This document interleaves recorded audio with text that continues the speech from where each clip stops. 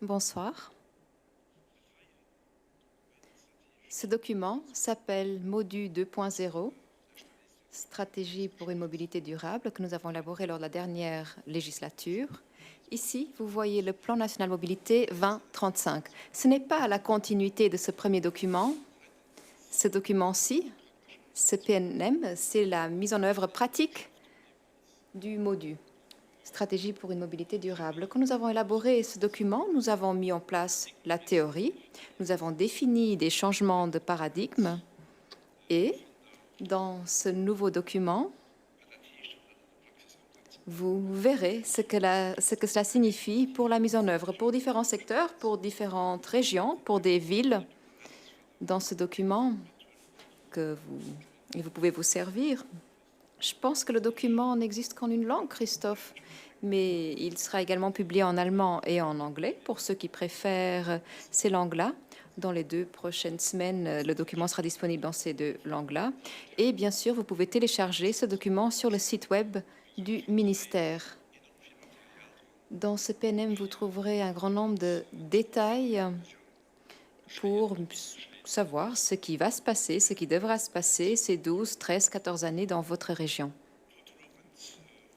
Ce soir, je vais essayer de vous donner une vue d'ensemble du cadre national que nous avons fixé, et puis faire un zoom sur la ville de Luxembourg, parce que vous le verrez, la ville de Luxembourg joue un rôle clé en matière d'évolution et de mobilité. Au vu de la croissance démographique et économique du pays, que devons-nous entreprendre dès maintenant pour rester mobile en 2035, en français dans l'original? Qu'est-ce que cela signifie? Eh bien, tout ce qui est décrit dans le MODU, un changement de paradigme que nous devons mener à bien. Et il y a eu beaucoup de soucis justement parce que nous n'avons pas entrepris ces actions.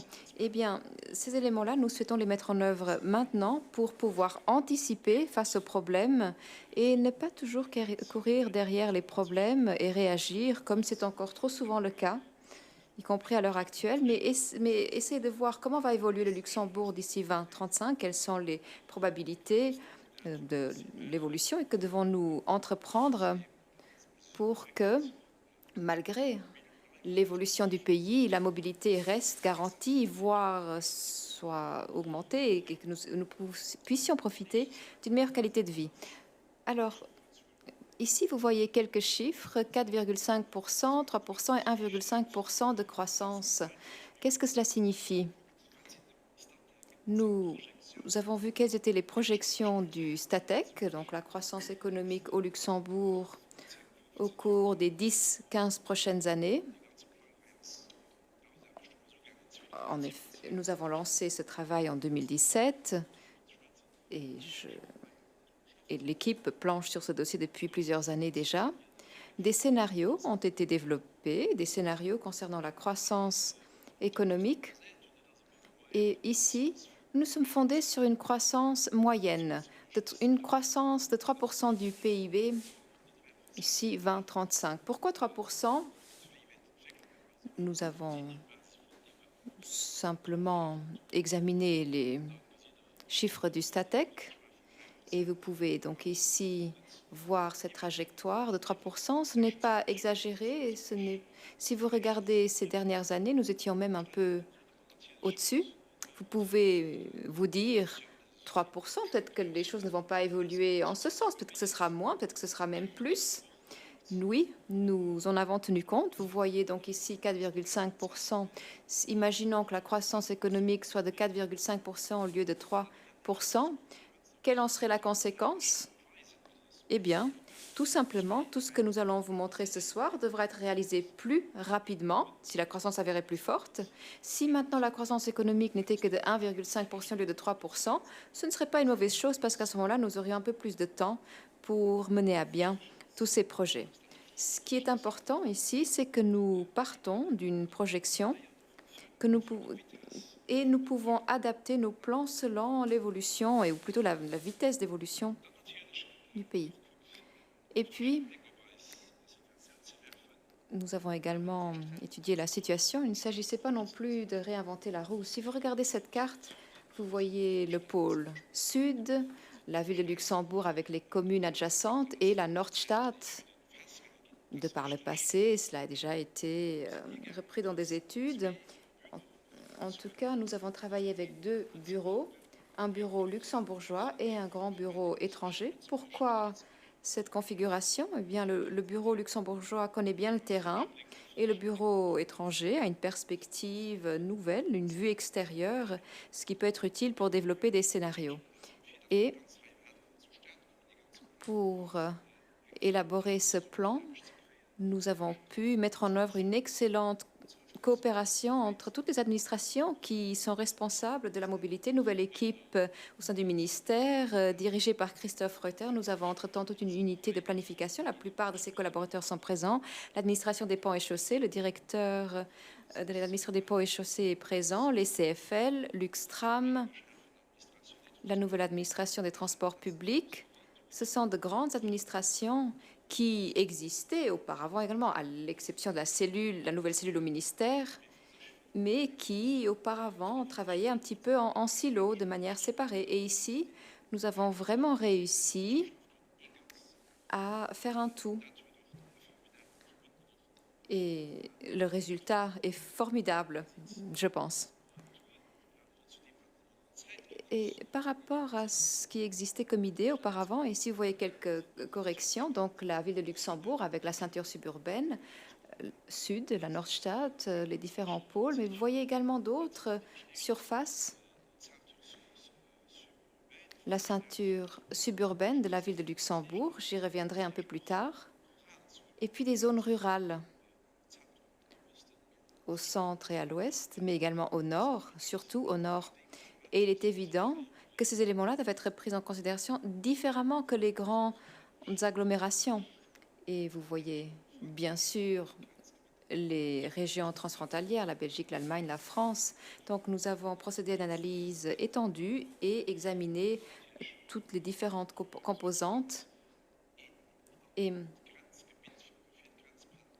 pour les navetteurs, pour les frontaliers, que ce soit dans les espaces urbains, dans les espaces ruraux, il faut trouver des solutions tout à fait différentes. Il faut aborder les problèmes de manière différente. Ensuite, quelque chose de très important, où les déplacements se concentrent-ils? Et d'emblée, une précision, je vais beaucoup parler de déplacements. Et quand je dis déplacement, on pourrait penser qu'il s'agit ici de déplacements en voiture ou en vélo ou en train. Non. Ici, déplacement signifie demande en mobilité. C'était un grand changement de paradigme défini dans le module. L'objectif de la mobilité n'est pas de déplacer des véhicules, mais de déplacer des êtres humains. Des êtres humains d'un point A vers un point B. Et quand je parle de déplacement, il faut comprendre qu'il s'agit ici de la marche à pied, de déplacement en vélo, de déplacement en voiture de 50 km, voire plus. Donc, tout ce qui existe en termes de demande de mobilité. Pratiquement la moitié de ce déplacement, vous le voyez sur ce plan, 49% des déplacements sont en relation avec la ville de Luxembourg et sa ceinture suburbaine. 50%. Nous le verrons tout à l'heure. Vous verrez ce que ça signifie pour la ville de Luxembourg. Vous verrez quels sont les défis à relever. Donc, des déplacements en provenance de la ville de Luxembourg ou qui ont comme destination Luxembourg-Ville, ou les deux. Donc, des déplacements au sein de cette agglomération. C'est d'ailleurs l'un des constats les plus importants de l'enquête LuxMobile de 2017. 42% des déplacements quotidiens sur le territoire du Grand-Duché du Luxembourg se produisent à l'intérieur de l'une de ces trois agglomérations du pays. Donc presque 50% à Luxembourg-Ville et autour de Luxembourg-Ville et 42% des déplacements au sein d'une de ces trois agglomérations. Ce qui signifie que nous sommes confrontés à une mobilité urbaine au Luxembourg. Et elle présente des opportunités. C'est plus simple de résoudre des problèmes dans le domaine de la mobilité urbaine que dans le domaine de la mobilité rurale, qui est plus complexe. Et certaines solutions qui fonctionnent bien en milieu urbain ne fonctionnent pas nécessairement bien en milieu rural. Et donc, il faut trouver des solutions pour faire face à cette mobilité urbaine, tenir compte également de la ceinture suburbaine, des communes adjacentes, donc créer une mobilité. En milieu rural, il est plutôt courant de prendre la voiture pour la plupart des déplacements, mais quand on est en milieu urbain, il est possible d'utiliser d'autres modes de transport, la marche à pied, le tram, le bus, le train, etc. 24% des déplacements quotidiens se produisent en milieu rural. Alors, ce sont des localités moins densément peuplées. Je pense à la région de l'Eusling. Pas besoin de grandes explications. Si là, vous allez d'une localité à l'autre, alors si ce n'est pas très loin, vous pouvez éventuellement prendre le vélo, si ce n'est pas trop compliqué. Mais dès qu'il y a des trajets un peu plus longs à prévoir dans cette région-là, ça devient plus compliqué. Et c'est plus compliqué à organiser avec des bus. Alors, un service de bus en milieu rural est beaucoup plus difficile à organiser qu'en milieu urbain. Ensuite, les déplacements transfrontaliers, qui représentent 20%. On peut penser que c'est beaucoup. Moi, je dis c'est seulement 20%. Bien sûr, ces déplacements-là sont concentrés aux heures de pointe. Mais rappelez-vous toutes ces discussions que vous avez certainement entendues. On disait souvent ces problèmes de mobilité, ces problèmes de bouchons. Si nous n'avions pas tous ces frontaliers, alors nous n'aurions pas tous ces problèmes. Non. Non, ces déplacements-là représentent 20%, donc 80% des déplacements sont internes. Et c'est un constat important. Et quand on cherche des solutions, il ne s'agit pas de pointer du doigt les frontaliers. Bon, bien sûr, il s'agit tout de même d'une part importante, 20%. Vous voyez maintenant ici un graphique qui vous montre les trois principaux défis à relever d'ici 2035. Tout d'abord, organiser un grand nombre de déplacements en direction de Luxembourg-Ville et à Luxembourg-Ville. Donc, il faudra trouver de meilleures solutions à la voiture. La première colonne représente les déplacements à Luxembourg-Ville, voire dans l'agglomération de Luxembourg-Ville. Deuxièmement, dans les trois agglomérations, il ne faut pas examiner la mobilité par commune, mais évoluer vers une mobilité urbaine dans les trois agglomérations. Le tram est un bon exemple.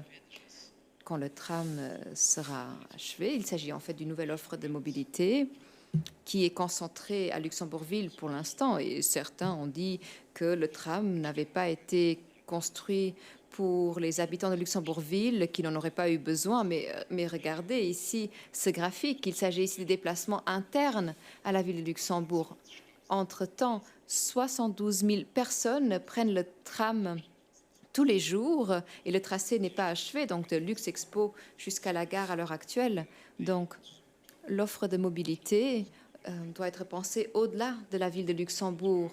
Et plus tard, ce tram ira jusqu'à Niederanven, jusqu'à Espérange, ou direction Espérange, jusqu'à la Cloche d'Or. Et puis, il y a des projets en cours, et nous y reviendrons, qui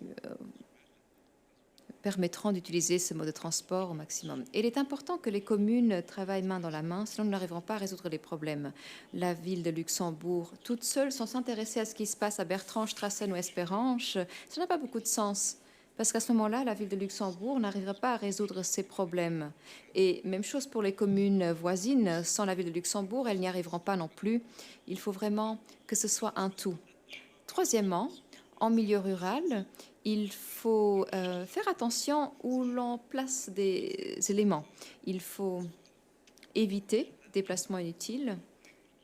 Si, par exemple, nous réfléchissons à mettre en place une zone industrielle en milieu rural où il n'y a pas de localité, pas d'offre de transport, alors il ne faudrait pas s'étonner s'il n'y a pas d'infrastructure que toutes ces personnes-là prennent la voiture pour se rendre au travail et que la charge de trafic soit importante à ce moment-là si les transports en public sont difficiles à organiser. Donc, en milieu rural, il faut vraiment faire attention et implanter des éléments là où il y a une bonne offre de transport en commun, où il est possible d'organiser la mobilité par la suite. C'est vrai également pour les projets de lotissement résidentiel. Et sur ce graphique, nous voyons la provenance des personnes qui viennent à Luxembourgville. La plupart viennent de la ville et des communes voisines, donc de l'agglomération en tant que telle. Et cette tendance va se renforcer. Je vais vous le montrer à l'aide de quelques chiffres concrets pour comprendre ce que cela représente pour 2035. Prochaine diapo. En même temps, ceci constitue une opportunité. Comme je vous le disais, d'ici 2035, les opportunités sont les suivantes. Nous serons confrontés à des problèmes de mobilité urbaine. C'est un grand défi pour organiser la mobilité autrement, pour introduire de nouveaux modes de transport, créer de nouvelles infrastructures, par exemple pour le vélo. Mais c'est possible de maîtriser cela. C'est une opportunité à saisir. Il ne faudrait pas maintenant discuter pendant 15 ans de toutes ces opportunités, comme nous l'avons fait de par le passé, mais non, au contraire, pour gérer cela, il faut se lancer tout de suite et mettre en œuvre ce qui se trouve dans ce PNM. Quelles sont ces opportunités? Elles sont au nombre de 5. Comme partout au monde, les gens aiment des offres de qualité. Que ce soit une bonne liaison de bus ou un tram de qualité ou de bonnes infrastructures vélo, des voies dédiées pour le vélo. Une fois que les infrastructures sont créées, elles sont utilisées. Pourquoi est-ce que ce serait différent au Luxembourg? Nous ne sommes pas plus bêtes que les autres. Si nous avons à notre disposition une offre de qualité, nous l'utilisons. J'ai toujours été convaincue de cela et d'après les expériences que j'ai faites ces 8-9 dernières années, j'en suis encore plus convaincue. La clé de la réussite d'une mobilité durable réside dans la qualité de l'offre, c'est-à-dire qu'il faut améliorer l'offre. C'est ce qui apporte le plus. Ensuite, cette qualité doit être complète. Il ne faut pas proposer des alternatives tièdes à la voiture en espérant que quelques personnes utiliseront ces solutions-là et que les autres continuent comme avant et quelques-uns profiteront peut-être de certaines offres. Non, nous devons vraiment proposer des offres de qualité, donner envie de prendre le vélo, utiliser une infrastructure de vélo, avoir envie de prendre le tram. Pour moi, le tram est un exemple phénoménal. Pourquoi est-ce que les gens aujourd'hui prennent le tram qui ne prenaient pas le bus auparavant? Parce que la qualité des déplacements est tout à fait autre. Les cadences sont fiables, c'est tout simplement facile. de prendre le tram. Et donc, il y a beaucoup plus de personnes qui prennent spontanément le tram et qui auparavant ne prenaient pas nécessairement le bus. La popularité du vélo est une immense opportunité. Parce que les gens aiment tout de même bien avoir à leur disposition un mode de transport individuel. Et jusqu'à présent, quand on pensait à un mode de transport individuel, on n'avait pas vraiment beaucoup d'imagination. On pensait uniquement à la voiture.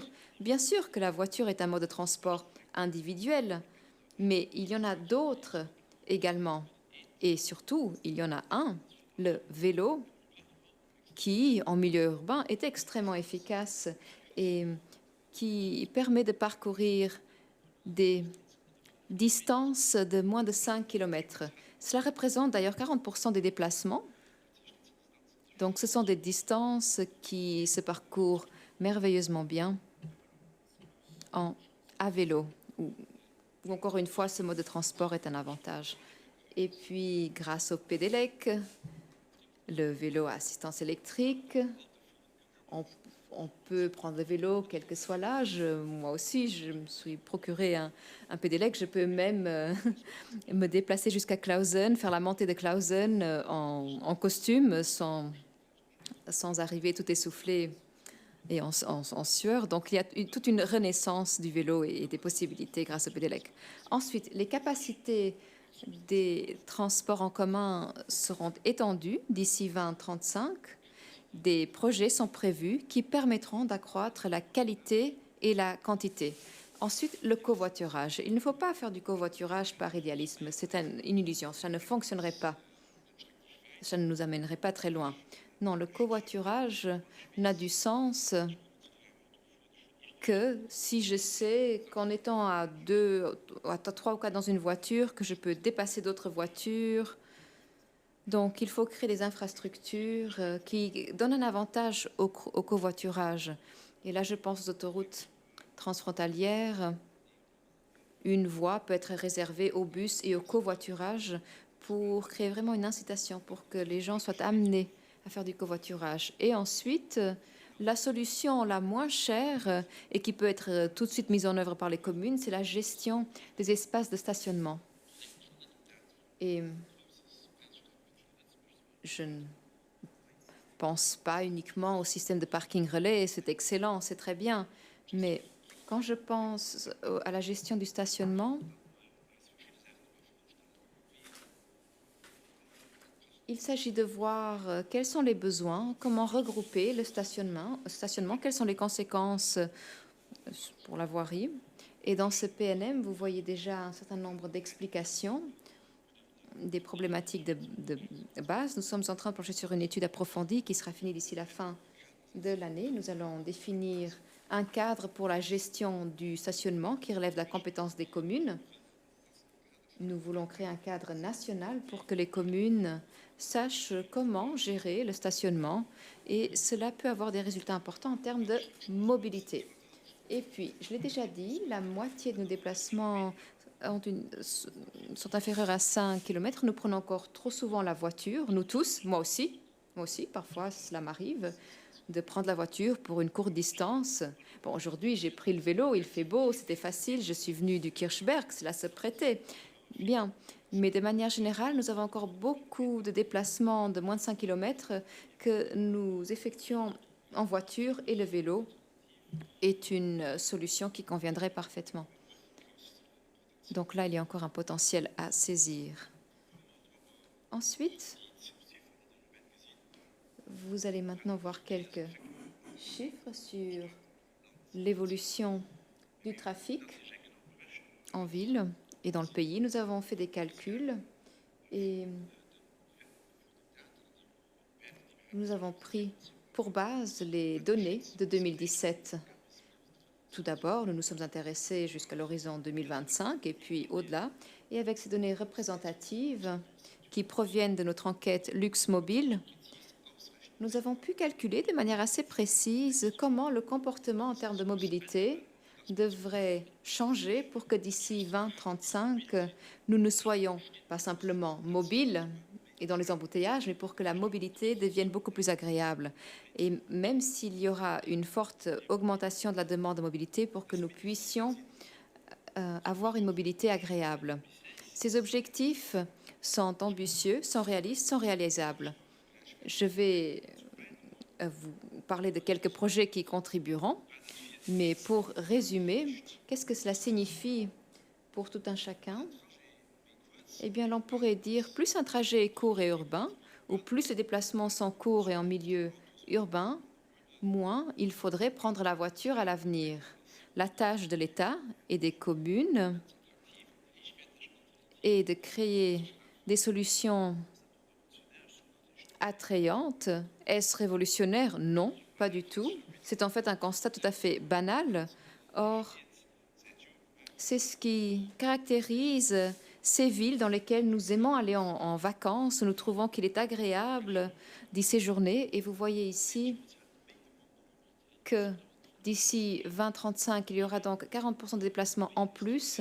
Et vous voyez quelle est la répartition modale, donc la différente part de ces modes de transport aujourd'hui, et ce qu'il faudrait faire pour arriver à gérer 40% de déplacements de plus sans avoir plus de voitures qu'en 2017 pour que l'usage de la voiture reste stable, voire diminue. Donc, vous voyez ici des chiffres, 16% de plus de transports en commun. Peut-être que vous vous dites 16%, ce n'est pas beaucoup, faut-il investir tellement pour 6% de transports en commun de plus, mais il faut comprendre ce que cela signifie en termes de croissance de transports en commun. Alors, c'est une différence de 89% par rapport à la situation actuelle. Vous le voyez ici en haut, plus 40%. Donc, 40% de demande en plus. Donc, la grande majorité de cette demande sera absorbée par les transports en commun qui devront être étendus, étoffés. Puis, vous voyez la marche à pied passer de 12 à 15%. Peut-être que vous dites aussi quelques pourcents, ce n'est pas beaucoup. Mais là aussi, c'est considérable en termes de déplacement. Et le vélo, aussi une petite évolution. Peut-être que vous dites que ce n'est pas beaucoup, mais il s'agit d'une augmentation considérable, plus 300% par rapport à la situation actuelle. Donc voici des chiffres bruts, des exemples de ce qu'il faudrait faire. Si nous ne le faisons pas, il faut le garder à l'esprit, si nous n'arrivons pas à répartir les déplacements sur ces différents modes de transport, si cela ne se fait pas, si ça ne se fait pas à vélo, en transport en commun, eh bien ça se fera avec un mode de transport, la voiture. Et je pense que nous sommes tous d'accord pour dire que nous ne voulons plus de cela. Nous ne pouvons pas continuer comme cela. Bon, une autre possibilité serait la suivante. Alors il faudrait ralentir la croissance, pourraient se dire certains. Parce que 2035, bon, je ne serai certainement plus ministre, mais je vous dis une chose, ceux qui vous racontent cela vous racontent des salades. Ce n'est tout simplement pas possible. On ne peut pas décréter comment doit évoluer la croissance. Et si oui, il faudrait savoir comment l'organiser et voir également ce que ça représenterait pour la population Luxembourg. Alors, je pense que les calculs sont réalistes et ces chiffres également. Alors voici deux photos, donc la Grand Rue à Luxembourg en 1960 et en 2022. Donc la Grand Rue, vous la connaissez, c'est dans la zone urbaine. Les transformations sont en cours depuis un certain temps déjà. Quand vous voyez les photos de 1960, c'est sûr donc que c'est pas vraiment une rue commerçante. C'est vrai que ce que l'on faisait donc à l'époque, les commerçants donc prédisaient la chute du commerce si on rendait la zone piétonne.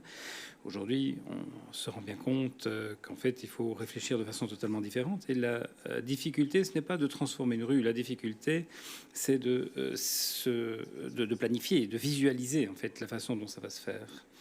Et il faut donc pouvoir mieux visualiser le résultat des propositions que l'on va faire. Et si, par exemple, on peut véritablement se poser la question, tiens, est-ce que je préfère flâner ou vivre dans la rue de gauche ou dans celle de droite?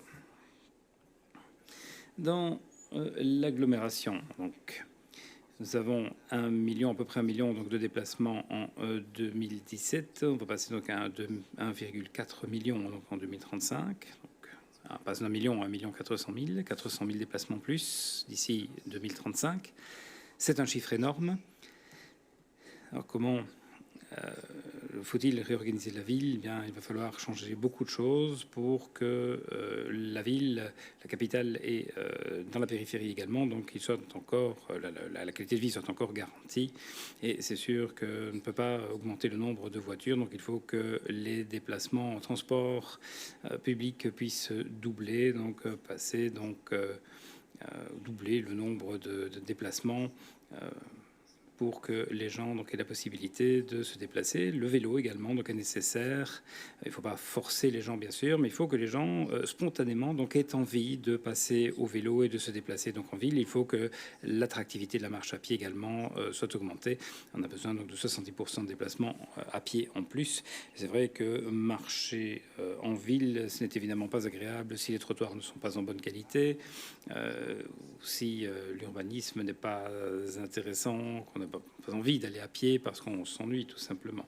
Donc c'est aussi un défi particulièrement important si l'on veut renforcer l'attractivité donc de la marche.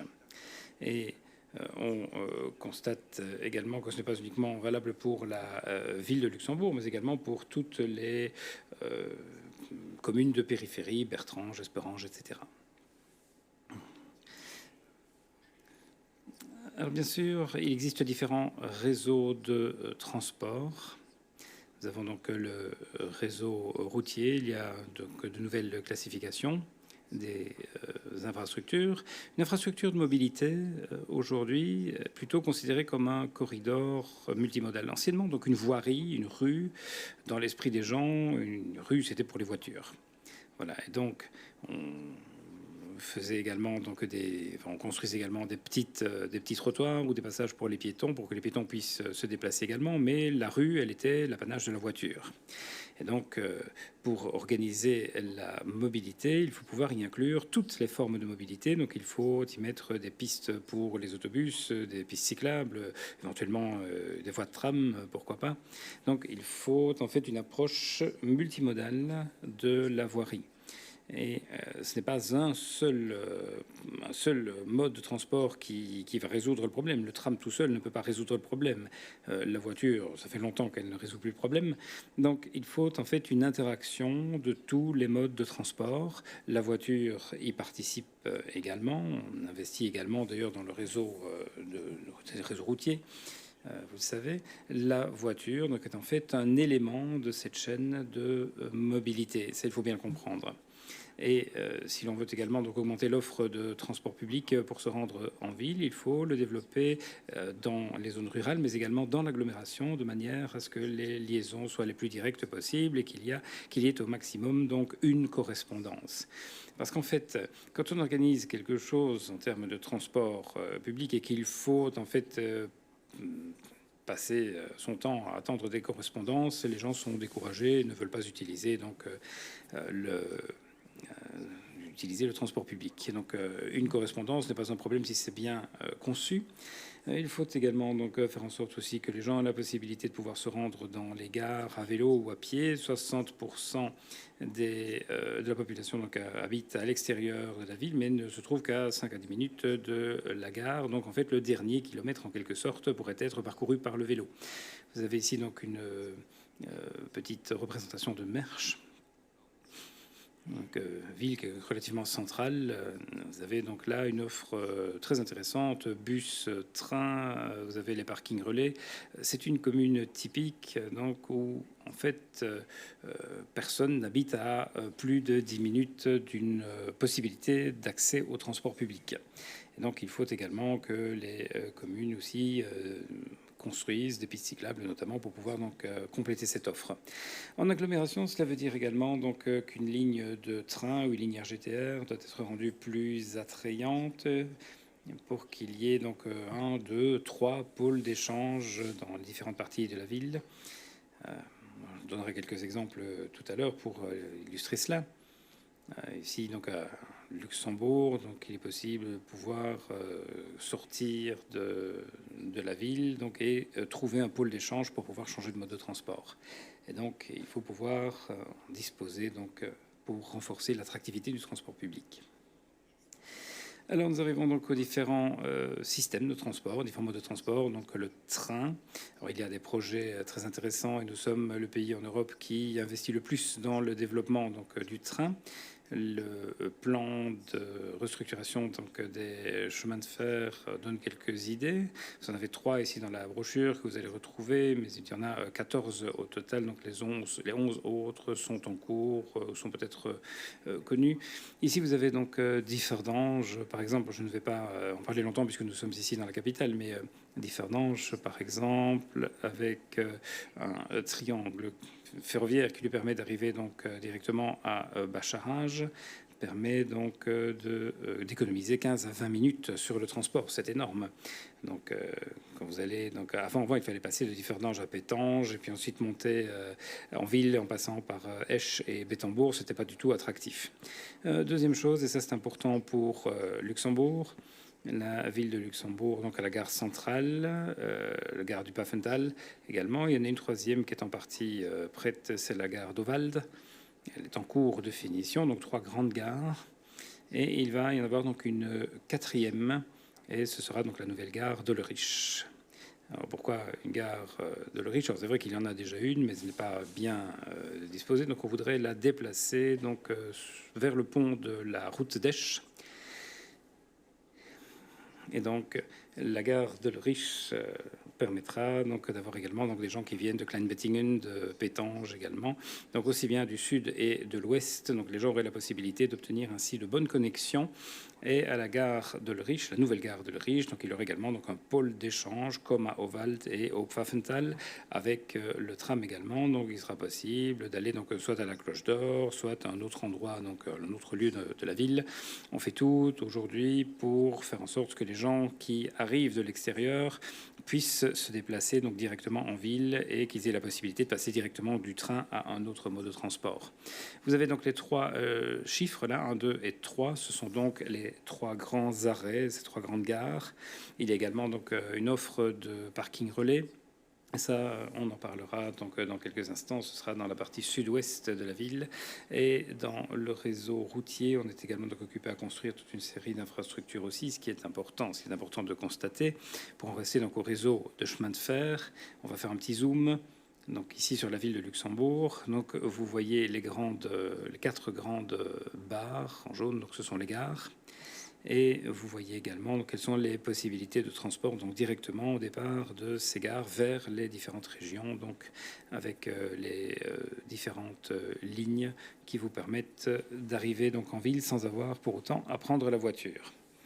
Et sur ce schéma, donc, vous voyez que dans le sud, il y a déjà donc, un réseau existant qui est assez solide et il peut être doublé également d'un réseau de tramway. Donc vous avez également le siège de la sécurité sociale, donc, par exemple à Ulrich, mais vous avez la possibilité donc, de pouvoir avoir 11 trajets directs. Vous en avez 4 par Differdange, vous en avez 4 également par Kleinbettingen. Donc c'est vraiment une attractivité très intéressante et ce pont évidemment doit être rénové, reconstruit. Nous avons fait des études préalables avec les CFL, donc tout est constructible. Ce qu'il faut savoir également, c'est que c'est un quartier stratégique. Vous avez donc Paul Wurth sur le côté, vous avez les assurances sociales qui vont partir. Il va y avoir donc un projet de logement de la ville. Donc pour la zone urbaine, c'est un quartier qui va se développer également, donc c'est intéressant d'avoir ce type d'infrastructure. Le réseau de tram, alors nous allons commencer par la ligne que vous connaissez, qui est déjà construite ou qui est en cours. Donc en septembre, donc, vous aurez la possibilité d'aller jusqu'à Bonnevoie et les 2 dernières étapes, donc Ovald, donc Cloche d'Or et Findel. Donc vous aurez ainsi la construction totale, 16,5 km. C'est prévu pour l'été 2024. Jusqu'à ce que donc on puisse arriver à l'aéroport de Findel. Le calendrier apparemment semble être respecté jusqu'à présent. Alors poursuivons. Donc il s'agit ici des nouveaux tronçons qui sont prévus. Donc nous avons le tronçon Schumann, donc étoile CHL, vers l'ouest. Alors, on ne le voit pas encore, on va le voir après. Donc, il y a également donc, une route qui sera en construction donc, dans la partie sud de la ville. Ça permettra donc de pouvoir aller jusqu'au CHL, donc à Strassen notamment. Vous avez énormément de gens qui travaillent dans cette zone-là, donc il y a une étude qui est déjà bien avancée. L'idée, c'est d'avoir donc la loi de financement donc au cours de cette législature encore, de manière à pouvoir avoir donc ces 16,4 km de voies. Et ensuite, nous avons donc le Pont Rouge Luxe Expo, gare centrale Amilius. Donc ça, c'est en cours. Il y aura donc un ajout, c'est le Kirchberg direction Konrad Adenauer vers les tours RTL. Donc là aussi, c'est une ligne qui sera donc financée au cours de cette législature. Et ensuite, vous avez la direction Ulrich, donc vers le haut, vers Polwurt. Vous avez un boulevard également donc, qui est prévu avec une voie pour le tram. Et nous avons également donc, la liaison donc, de Ulrich vers la route d'Eschla Cloche d'Or. Et puis ensuite, donc, on poursuit. Alors, une possibilité qui existe encore, c'est donc la ligne CHL Mamers. Bon, c'est une possibilité pour le moment. Ce n'est pas une priorité à proprement parler. S'il y a construction de cette ligne, ça se fera évidemment beaucoup plus tard, les autres étant beaucoup plus importantes et prioritaires.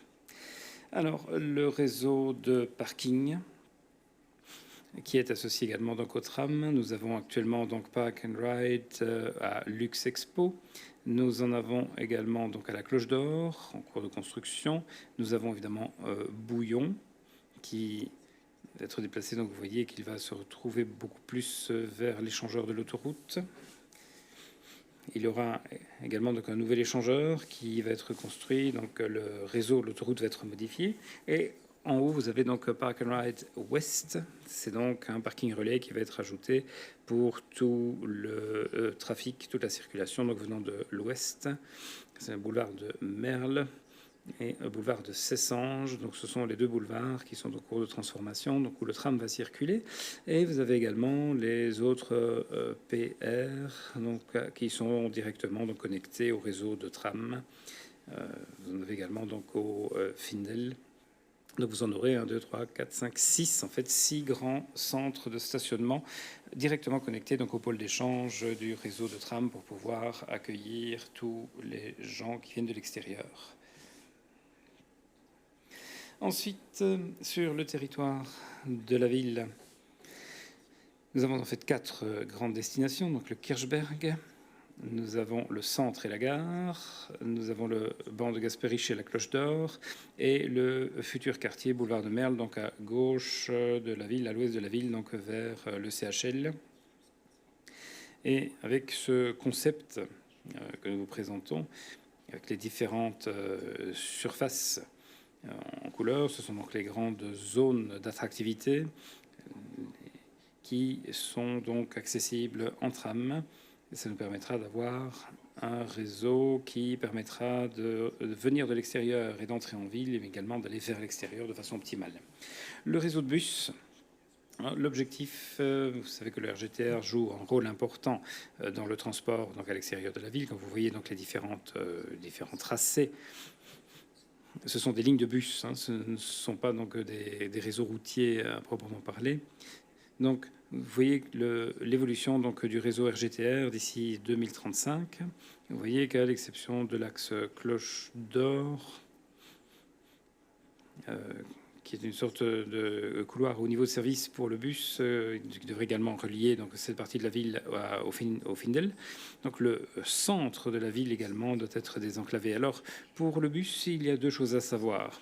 La première, c'est que il y a des couloirs de bus, des couloirs prioritaires, donc ce qui permet de ne pas être coincé dans la circulation.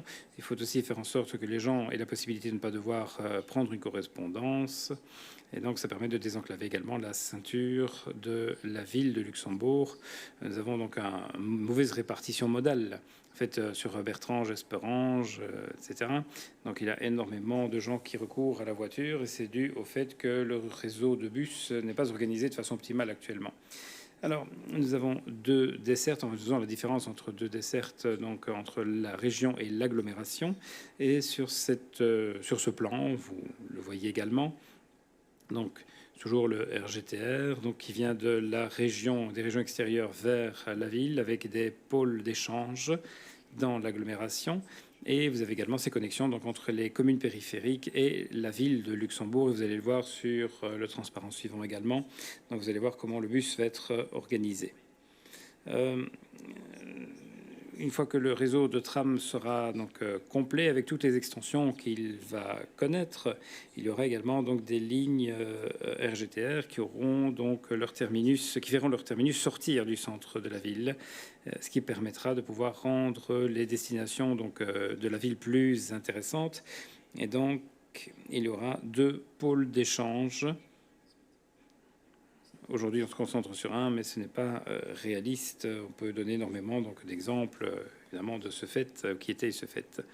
Et la cloche d'or et la rocade, donc c'est le trait plus épais que vous voyez, donc qui passe à l'extérieur donc des quartiers de logement. Donc vous avez en fait là un bus à haut niveau de service qui va vers le Findel et vers le sud et l'est également. Donc vous avez beaucoup plus d'attractivité. Comment allons-nous résoudre le problème? Eh bien, vous avez ici donc deux graphiques. Alors, je vous ai dit tout à l'heure qu'en fait, le grand défi d'ici 2035, c'est de pouvoir planifier donc les déplacements, pas uniquement à Luxembourg, mais également dans les agglomérations. Donc, 9% les habitants donc, de l'agglomération de Luxembourg donc, et sa ceinture suburbaine quittent en fait leur agglomération pour 9% de leurs déplacements. Et donc, en fait, en 2017, trois quarts des trajets, trois quarts des déplacements se faisaient donc en voiture. Et d'ici 2035, il faudrait que l'on passe donc à moins de 50%. Donc là aussi, il faut bien s'en rendre compte que c'est absolument nécessaire. Cela montre également que le réseau de bus, mais également les réseaux cyclistes, doivent être renforcés, surtout entre la ville et la ceinture ou les communes limitrophes. Si le RGTR donc, ne dessert plus le centre-ville, évidemment, il faut que cette offre soit plus attrayante, plus attractive, et il faut que cela puisse compléter également donc, les trajets en RGTR.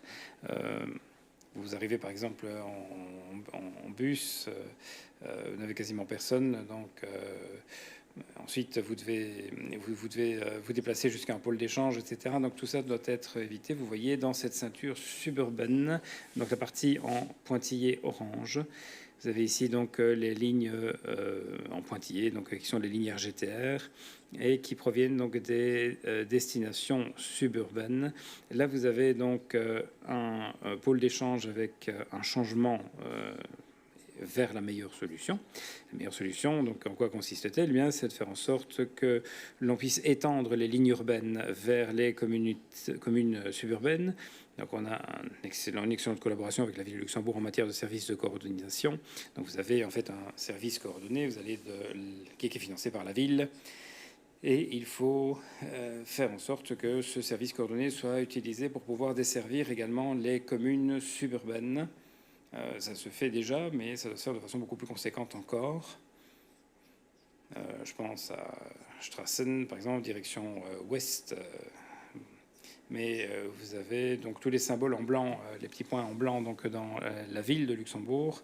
Eh bien, ceci représente en fait des bus ou des lignes tout simplement donc qui permettent d'accéder à la ville au départ de la ceinture suburbaine. Voilà.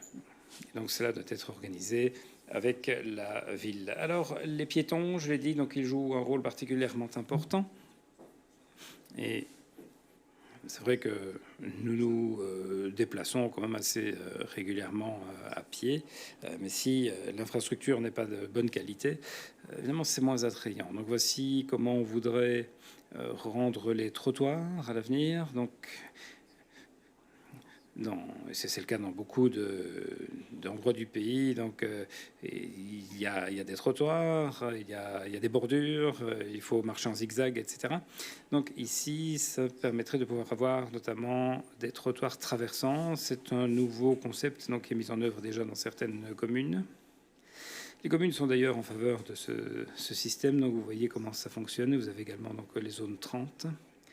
Et en fait, ça permet de ne pas avoir, enfin pour les piétons en tout cas, donc de conserver la priorité plutôt, de ne pas avoir donc à passer par une marche, etc. Et les voitures sont freinées par un ralentisseur. Le réseau cycliste, donc j'en ai déjà parlé aussi. Le vélo donc est la deuxième mode de transport individuel. Toutes les enquêtes que nous avons faites en 2017 avec Luxmobile, c'est ressorti clairement. Donc les gens demandent à ce qu'on fasse quelque chose. Bon, beaucoup ont 2-3 vélos dans leur cave, par exemple. Ils placent le vélo sur la voiture, sur le porte-bagages, et ensuite, donc, ils vont quelque part, ils vont faire du vélo. Et c'est dommage. On peut utiliser en fait l'infrastructure. On nous dit que l'infrastructure n'est pas bonne, que c'est dangereux, etc. Donc, si elle était meilleure, effectivement, beaucoup de gens donc décideraient de sortir leur vélo de la cave et de l'utiliser au quotidien. Donc c'est essentiellement une question d'infrastructure. Et si l'infrastructure est bonne à ce moment-là, donc le vélo devient évidemment attrayant. Et les gens n'hésitent plus à l'utiliser. La demande, d'ailleurs, claire, hein, les déplacements donc de moins de 5 km, 40%. Voilà, alors le réseau routier. Nous avons donc une classification fonctionnelle du réseau routier. Une nouvelle classification. Donc, nous avons effectivement donc un réseau routier. On peut aller un peu partout donc dans le pays, mais très souvent, ça se fait en voiture. Et donc, il faut faire en sorte que le réseau routier accueille en fait tous les modes de transport, que l'on ait donc des corridors multimodaux. Et c'est le titre d'ailleurs de cette brochure, infrastructure, utiliser l'infrastructure de façon efficace. Et l'infrastructure donc, doit être rendue plus multimodale et donc plus efficace qu'aujourd'hui. Il faut pouvoir donc, faire une distinction donc, entre les voiries qui accueilleront essentiellement donc, les voitures, qui constitueront donc des axes de transport privilégiés, et donc où les autres où les voitures peuvent circuler, donc certaines où on tolérera évidemment donc une vitesse supérieure, d'autres où il va falloir partager la route donc avec d'autres modes de transport qui sont peut-être plus importants. Et puis des méthodes également pour pouvoir arriver donc à ce résultat, c'est la fameuse classification fonctionnelle. Donc je pense que j'en ai déjà beaucoup parlé, mais voilà, c'est quelque chose de nouveau donc dans ce concept. Et je voudrais dire que ce concept, en fait, il est le résultat donc d'une excellente collaboration entre le service de la voirie et le ministère. Et bon, les détails, vous pouvez évidemment les trouver dans la brochure. Vous allez y retrouver également tous les principes. De façon générale, ici, je voulais vous donner donc une idée de ce à quoi nous travaillons. Donc, ce réseau donc, va permettre de pouvoir assurer la mobilité. Vous avez également donc, le réseau ferré qui est tout à fait central et important. Mais ça, c'est évidemment quelque chose d'un petit peu différent. Donc, vous avez un hypercentre avec des zones piétonnes essentiellement. Vous avez des centres apaisés, donc des quartiers apaisés. Donc, il faut évidemment que la classification du réseau change et que l'on ait donc une politique de transport différente. Donc c'est un élément clé du système, de la stratégie multimodale donc, que nous mettons en place.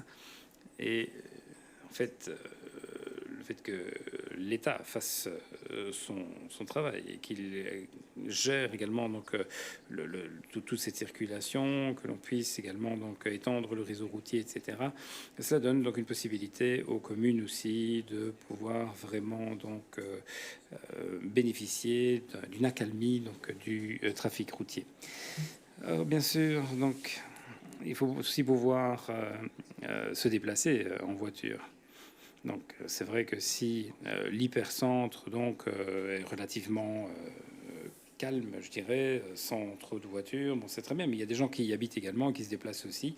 Et il y a beaucoup de gens qui sont obligés de recourir à la voiture pour sortir.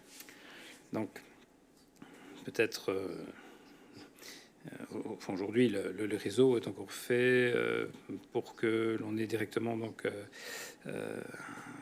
un accès à la route. Et donc, peut-être faut-il mettre en place un système de chicane ou autre chose, de manière à pouvoir céder la priorité donc, aux piétons, aux vélos et aux bus.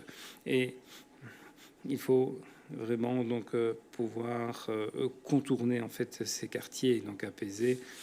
Alors, on ne va évidemment pas construire une voie de contournement autour de chaque quartier, mais certaines sont nécessaires. On a déjà annoncé d'ailleurs un certain nombre de constructions.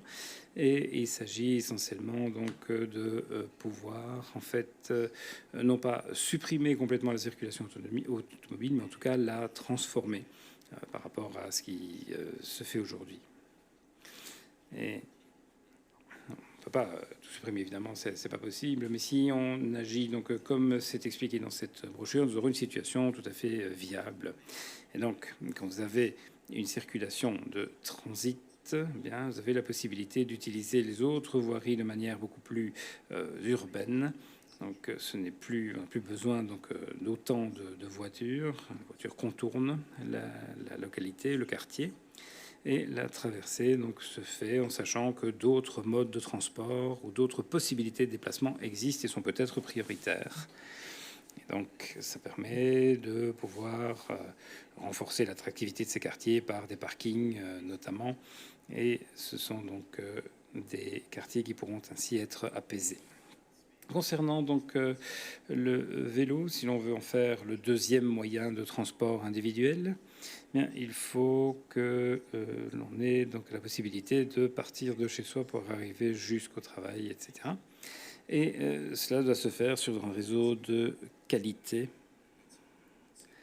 Ça attirera donc les gens. Je ne vais pas entrer dans le détail, évidemment. Donc, vous avez ici juste un petit exemple de ce que l'on est en train de faire. Donc, dans certains centres, vous avez donc des rues cyclables.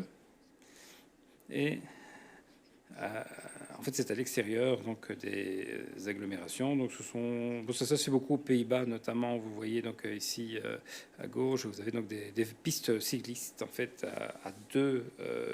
dans deux sens.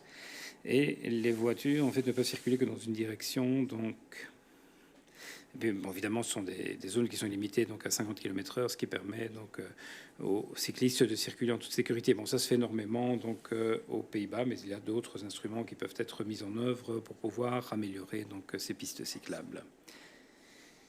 Ensuite, donc pouvoir écarter le trafic motorisé, rendre le bus plus attractif. Alors, comme je l'ai dit, donc le bus évidemment n'est pas intéressant si je dois changer de bus ou s'il est dans les bouchons comme les voitures. Personne évidemment n'a envie de voyager, de se déplacer donc de cette façon. Donc il faut des relations les plus directes possibles et pouvoir contourner les embouteillages. Donc ceci, c'est une opportunité que nous avons. Nous voulons donc apaiser le trafic.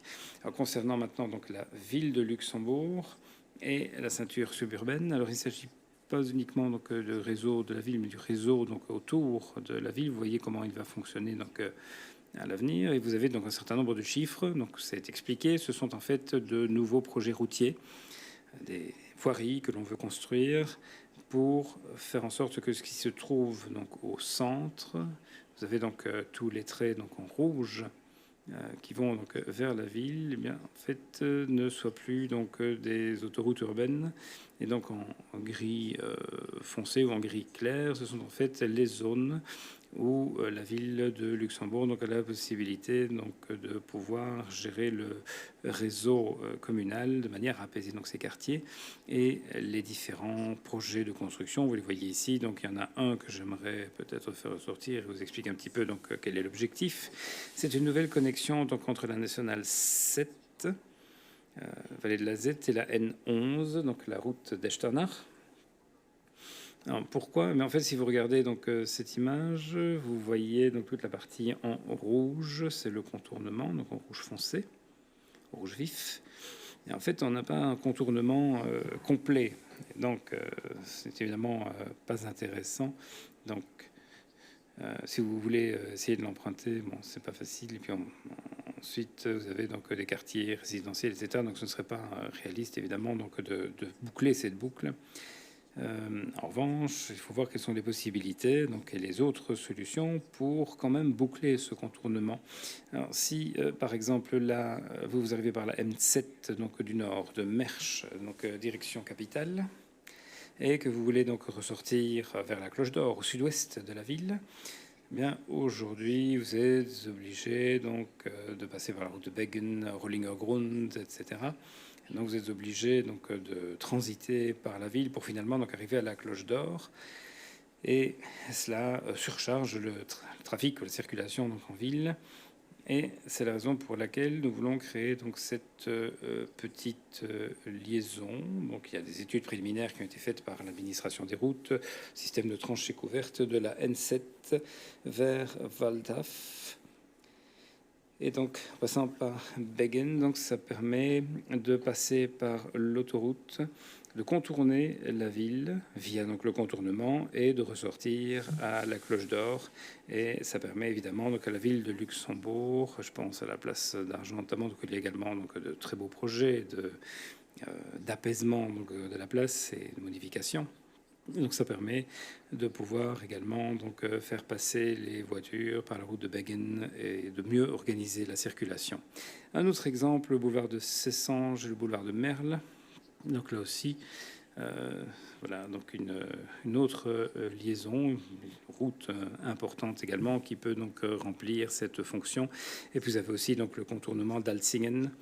Et puis il y a bien sûr la nouvelle N3, donc la route de Thionville, qui aujourd'hui donc souffre de la circulation, et quelques nouveaux échangeurs. Donc vous les voyez, c'est le 7, un nouvel échangeur. Donc pour le moment, donc les connexions ne sont pas optimales, donc il va falloir les revoir également. L'objectif étant très clairement, comme on l'a dit, de pouvoir faire sortir le trafic de la ville vers l'extérieur. Et puis les 7 zones concernées par ces projets où un apaisement du trafic pourra être aménagé, la traversée d'Esperange, la route d'Esch, le centre, la traversée de l'Eudelange, là concerne un tout petit peu moins la ville, mais c'est une commune adjacente à la ville, la B4, derrière l'Athénée, derrière Aline Mayrich. Là, ce sera un boulevard urbain. La route de Longwy pourra être aménagée tout à fait différemment une fois que tout sera finalisé. Et bien sûr, la route d'Arlon entre Strassen et le CHL. Et au-delà, il y aura d'autres possibilités qui s'offriront à ce moment-là et d'autres perspectives pour l'évolution de la ville et pour la qualité de vie. 16 projets de transport en commun. Je vous laisse lire ces projets à l'écran. L'écartement du trafic de passage de la ville de Luxembourg qui permet de créer une mobilité urbaine. Si je prends l'exemple du tram route d'Esch, vous vous dites mais comment faire, et il n'y a pas de place. Non, il faut le voir en combinaison avec tous les autres projets qui seront construits et aux effets de cet écartement du trafic de passage qui fera que tous ces projets seront réalisables. Et puis, il y a toute une série de projets qui seront réalisés par après et dont profitera la ville de Luxembourg. Quand je dis que 50% des déplacements se concentrent à Luxembourgville ou autour de Luxembourgville, et puis l'autre point important, c'est le sud, il y a beaucoup de déplacements entre ces deux agglomérations, entre Esch-Belval et Luxembourgville, d'où la raison de construire ce tram rapide et des extensions vers Esch à partir de Manderkange. La nouvelle friche industrielle de Esch nous donnera des possibilités supplémentaires et fera que des personnes éviteront de prendre la voiture pour venir en ville. D'autres projets, bus et covoiturage, couloir pour bus et covoiturage, Comme je vous le disais, il s'agit de pôles d'échange, de nouveaux pôles d'échange, ou d'autres que nous allons reculer, le Bouillon ou le pôle d'échange ouest, ce sera un nouveau projet. Ensuite, la 6, la 3, la 1, priorisation au bus et au covoiturage sur ces voies-là. Ce sont des éléments importants. Et des parkings relais, je les ai déjà énumérés tout à l'heure. Le vélo a besoin d'espace, d'infrastructure. 4 sections d'itinéraires cyclables express d'Esch-sur-Alzette vers Luxembourgville. Je l'ai déjà présenté une fois. L'autre à partir de Dudelange.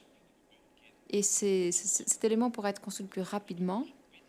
Pourquoi? Parce qu'entre Bettembourg et Luxembourgville, ce sont 10-12 kilomètres. La topographie est assez plate et il y a une nouvelle liaison, ou plutôt les voies ferroviaires ont été agrandies. Il y a eu une mise de 2 à 2 voies. Encore quelques éléments à peaufiner, notamment des évaluations d'incidence environnementale, mais si tout se passe bien, ces tronçons pourraient être construits dans 2 ans. Donc ce sont des éléments supplémentaires qui permettront d'emprunter le Pédélec pour parcourir des distances plus longues. Donc itinéraire cyclable express, sans croisement, sans carrefour. Donc ce sont des trajets assez directs pour accéder directement à Luxembourgville. Et c'est itinéraire cyclable express d'Esch, de Dudelange. Donc le tracé est même déjà terminé. Et nous voulons aller jusqu'au pont Buchler. Et là, nous sommes en train de voir avec la ville de Luxembourg pour trouver des solutions pour ne pas simplement arriver aux Cloches d'Or, parce que tout le monde n'a pas besoin d'arriver à la Cloche d'Or, mais peut-être doit se rendre plus loin. Donc, toute une série d'idées seront présentées au cours des prochaines semaines et mois. Nord, donc du Pfaffenthal vers Nordstadt. Là, une partie importante vient d'être construite à Dommeldange et d'autres éléments s'ajouteront. Pour conclure, le plan national mobilité, c'est quelque chose de vivant. C'est une feuille de route. Mon successeur ou ma successeur, qui que ce soit d'ailleurs, aura à sa disposition un ouvrage. Ce n'est pas non plus une Bible, mais c'est un livre, un manuel qui indique ce qui doit être fait, peut être fait, mais ce n'est pas un produit final. Tous les 5 ans, il y aura un processus de révision, parce que la mobilité doit se développer main dans la main avec l'évolution du pays, parce que et ainsi, si tous les 5 ans l'on revoit cela, vous voyez ici les différentes étapes. Nous sommes en fait dans une procédure de planification qui fait que nous arriverons à respecter une certaine logique, à savoir examiner l'évolution du pays, anticiper les problèmes, éviter de créer des problèmes, ne pas réagir aux problèmes et les anticiper. Et le 30 mars, le Conseil de gouvernement a d'ailleurs adopté ce processus continu, dont un état des lieux tous les 5 ans. Voilà ce que je voulais vous présenter ce soir. Voici les prochains rendez-vous où je tiendrai de longs monologues comme ce soir, mais j'espère que le monologue n'était pas trop long. J'espère que c'était intéressant pour vous. Merci en tout cas pour votre attention et nous sommes maintenant à votre disposition pour répondre à vos questions, à vos suggestions ou à vos demandes de précision s'il y en a. Merci beaucoup.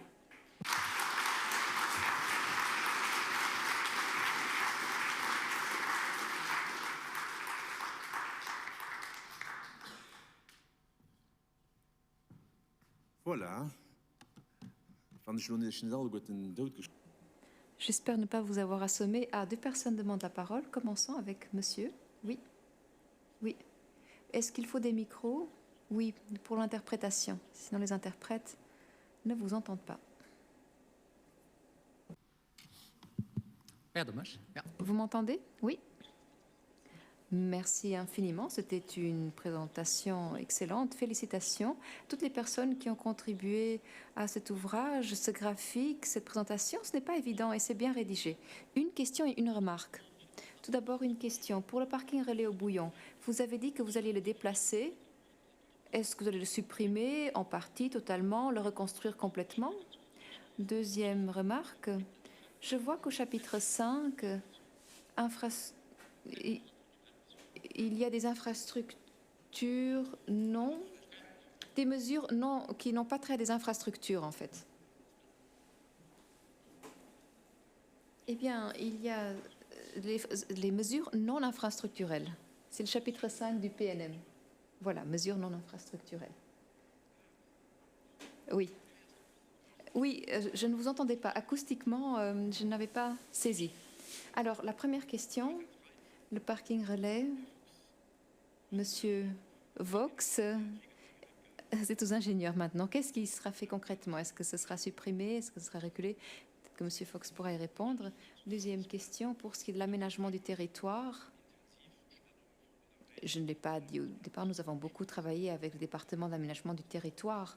Nous avons examiné des données structurelles relatives à l'aménagement du territoire et nous coopérons avec ce département parce qu'il y a toute une série de réflexions qui proviennent de ce volet-là, et c'est logique d'ailleurs. Si nous voulons bien organiser le trafic, le plus important, c'est l'aménagement des localités, et donc là, ce volet aménagement joue un rôle clé. Il y a vraiment une coopération très étroite, surtout, et également avec le processus lancé par Claude Thomas, Luxembourg in Transition. Je pense qu'une étude est en cours. Christophe et son équipe sont impliqués dans ce projet-là également. Monsieur Fox. Oui, j'attends le micro. Oui, bonsoir. Oui, le parking relais Bouillon, vous nous demandez s'il sera reculé, démantelé ou autre.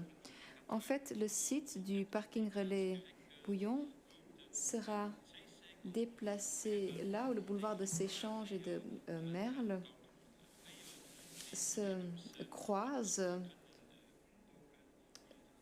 et où il sera possible donc de choisir, de changer de mode de déplacement, de prendre le tram pour que les personnes qui proviennent de l'autoroute puissent donc utiliser ce pôle d'échange. Donc plus précisément, ce sera un pôle d'échange qui sera créé. Il sera possible donc d'y laisser sa voiture. L'ancien parking sera démantelé. Cela relève de la ville de Luxembourg. Bon, j'imagine qu'il y aura un recentrage qui pourra se faire. Donc un nouveau parking sera construit. Les gens pourront y laisser leur voiture, prendre le tram, sauter dans le tram, et donc à partir de là accéder à toutes les directions nord, sud, est, ouest, Luxembourgville. Et sur ce site, donc de la Croix de Séchange, direction Le Riche, l'autoroute qui est une véritable autoroute où nous avons déjà réduit la vitesse. Là, l'autoroute deviendra un axe périurbain, une desserte périurbaine, et qui permettra donc de mieux desservir ce site-là, comparé à la situation actuelle. Et l'ancien parking sera-t-il démantelé et reconstruit? Est-ce qu'il y aura un nouveau projet? Il y aura un nouveau projet et l'ancien parking sera démantelé. Donc là, il n'y aura plus de places de parking, mais les places de parking seront retirées. Deuxième idée. Alors, je pense qu'il y a des mesures qui manquent. Par exemple, des bureaux satellites. Il y a de plus en plus d'entreprises qui créent des bureaux satellites au Luxembourg parce qu'il y a des personnes qui veulent aller y travailler. Donc, si l'on part du principe que des personnes travailleront à la maison, du télétravail, l'on peut rapprocher le travail du domicile. Donc, là, cela permettrait de réduire également la demande en mobilité. Simplement en guise de remarque. Oui. Une question. Vous avez dit une nouvelle liaison de tram, Ulrich, via la route d'Esch jusqu'à Ulrich. C'est une route où il y a déjà beaucoup de trafic à l'heure actuelle. Comment est-ce que cela pourrait fonctionner, un tracé séparé, et tout est déjà construit sur cet axe. Et puis c'est tout de même une montée importante pour le tram, donc de Ulrich vers Kloster. La montée ne pose pas de problème au tram. Si, je l'ai dit brièvement, si l'on pense à la route d'Esch aujourd'hui, avant la réalisation de tous ces projets, c'est difficile de se l'imaginer, je vous le concède. Parce que surtout pour le tronçon supérieur, il y a pas mal de bâtis, mais il y a également un volet où il y a beaucoup de projets et beaucoup de PAP sont en préparation. C'est plutôt pour la partie inférieure. Là, il n'y aura pas de problème. Et la ville de Luxembourg examinera toute une série d'éléments. En tout cas, une voie de bus, la route d'Esch. En tout cas, tout le réseau routier sera délesté par d'autres projets. Alors, aujourd'hui, beaucoup de personnes arrivent à la Clochetorp, prennent la route d'Esch, traversent la ville de Luxembourg pour aboutir au Kirchberg. Donc, nous essayons de créer d'autres possibilités via des parkings relais, par exemple, pour qu'il y ait moins de voitures, comparé à la situation actuelle, surtout sur certains tronçons. Et grâce aux nouveaux projets routiers, nous essayons d'écarter le trafic de passage, ce qui aura un impact considérable sur le gabarit qui sera nécessaire sur les différents axes routiers, dont la route d'Esch. Mais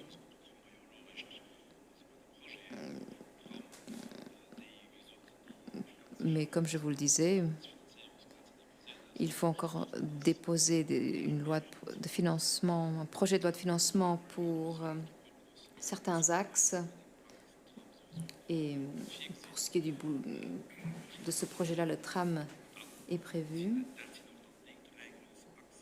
Et ce sont 3 axes qui, à côté des 16,4 km de tracé de tram réalisé d'ici 2024, voire 2028, et puis en parallèle, le réseau routier sera étendu. Donc pour le sud-ouest, nous avons besoin du boulevard de Merle et du boulevard de Cessanges. C'est extrêmement important. Oui.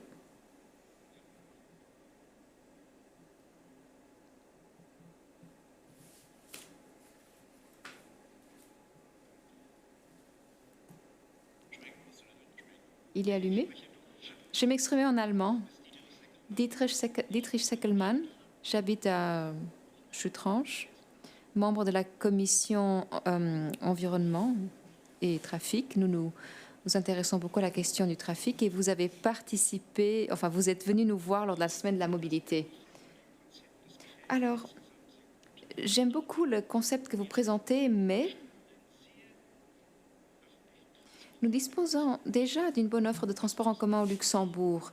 Il faut tout de même le dire, si l'on compare cela à la France, à la Belgique ou à l'Allemagne, nous pouvons tout de même dire que c'est presque parfait au Luxembourg. Nous allons maintenant encore peaufiner pour beaucoup d'argent. Ce sont des investissements importants, ça coûte cher. Bon, nous en avons les moyens, c'est une chose, mais je me pose la question suivante. Si déjà nous avons une offre tellement attrayante, pourquoi est-ce qu'il n'y a pas plus de personnes qui utilisent les transports en commun plutôt que leur voiture? J'habite à l'Est, à partir de Trèves, il y a une bonne connexion ferroviaire qui est performante, qui est ponctuelle, qui fonctionne bien. Et malgré cela, aux heures de pointe, les trains se remplissent à 1/3 des capacités, pas plus. La rue principale dans ma localité est pleine et chargée. Les gens s'énervent tous les jours, cherchent des détours pour arriver plus rapidement en ville. Les Français, les Sarrois, qui essayent de trouver des chemins malins, des détours plus rapides. Alors, comment faire évoluer les mentalités? Certains se disent peut-être qu'ils préfèrent toujours utiliser la voiture simplement pour gagner 5 minutes. Donc, comment changer cela? À Chutranche, lors de la semaine de la mobilité, un sociologue était présent et il a dit, alors, pour changer des comportements, ça prend beaucoup de temps. Et ce que nous avons pu observer, ce que j'observe également, c'est qu'il y a de plus en plus de véhicules au Luxembourg et des voitures de plus grande taille, pas de plus petites voitures, mais de plus grande. Donc nous faisons partie intégrante du problème, il faut le comprendre. Alors, je ne pense pas que ce soit l'intégralité de la solution. Ça, c'est une chose. Deuxième chose, le Luxembourg est-il un pays que l'on parcourt à vélo? Moi, je prends le vélo. Je pense que l'approche est positive pour la ville de Luxembourg et si la topographie est plate, mais de Chutrange à Kirchberg, alors ça n'a aucun sens de penser que quelqu'un prendrait le vélo. Ce serait peut-être des fous, prendraient le vélo pour aller de Chutrange au Kirchberg parce qu'il y a des montées importantes, il y a pas mal de collines. À ce moment-là, l'on utilise moins ou on n'utilise pas le vélo. Si c'est plat, oui, mais pas s'il y a des montées importantes. Donc, est-ce que nous sommes sur la bonne voie? Est-ce que nous avons raison de penser que nous arriverons à résoudre un grand nombre de problèmes avec le vélo? J'ai quelques doutes. Troisième remarque, les zones résidentielles, les nouveaux lotissements sont délocalisés parce qu'en fait, les prix de l'immobilier représentent une flambée, 18% de plus en un an.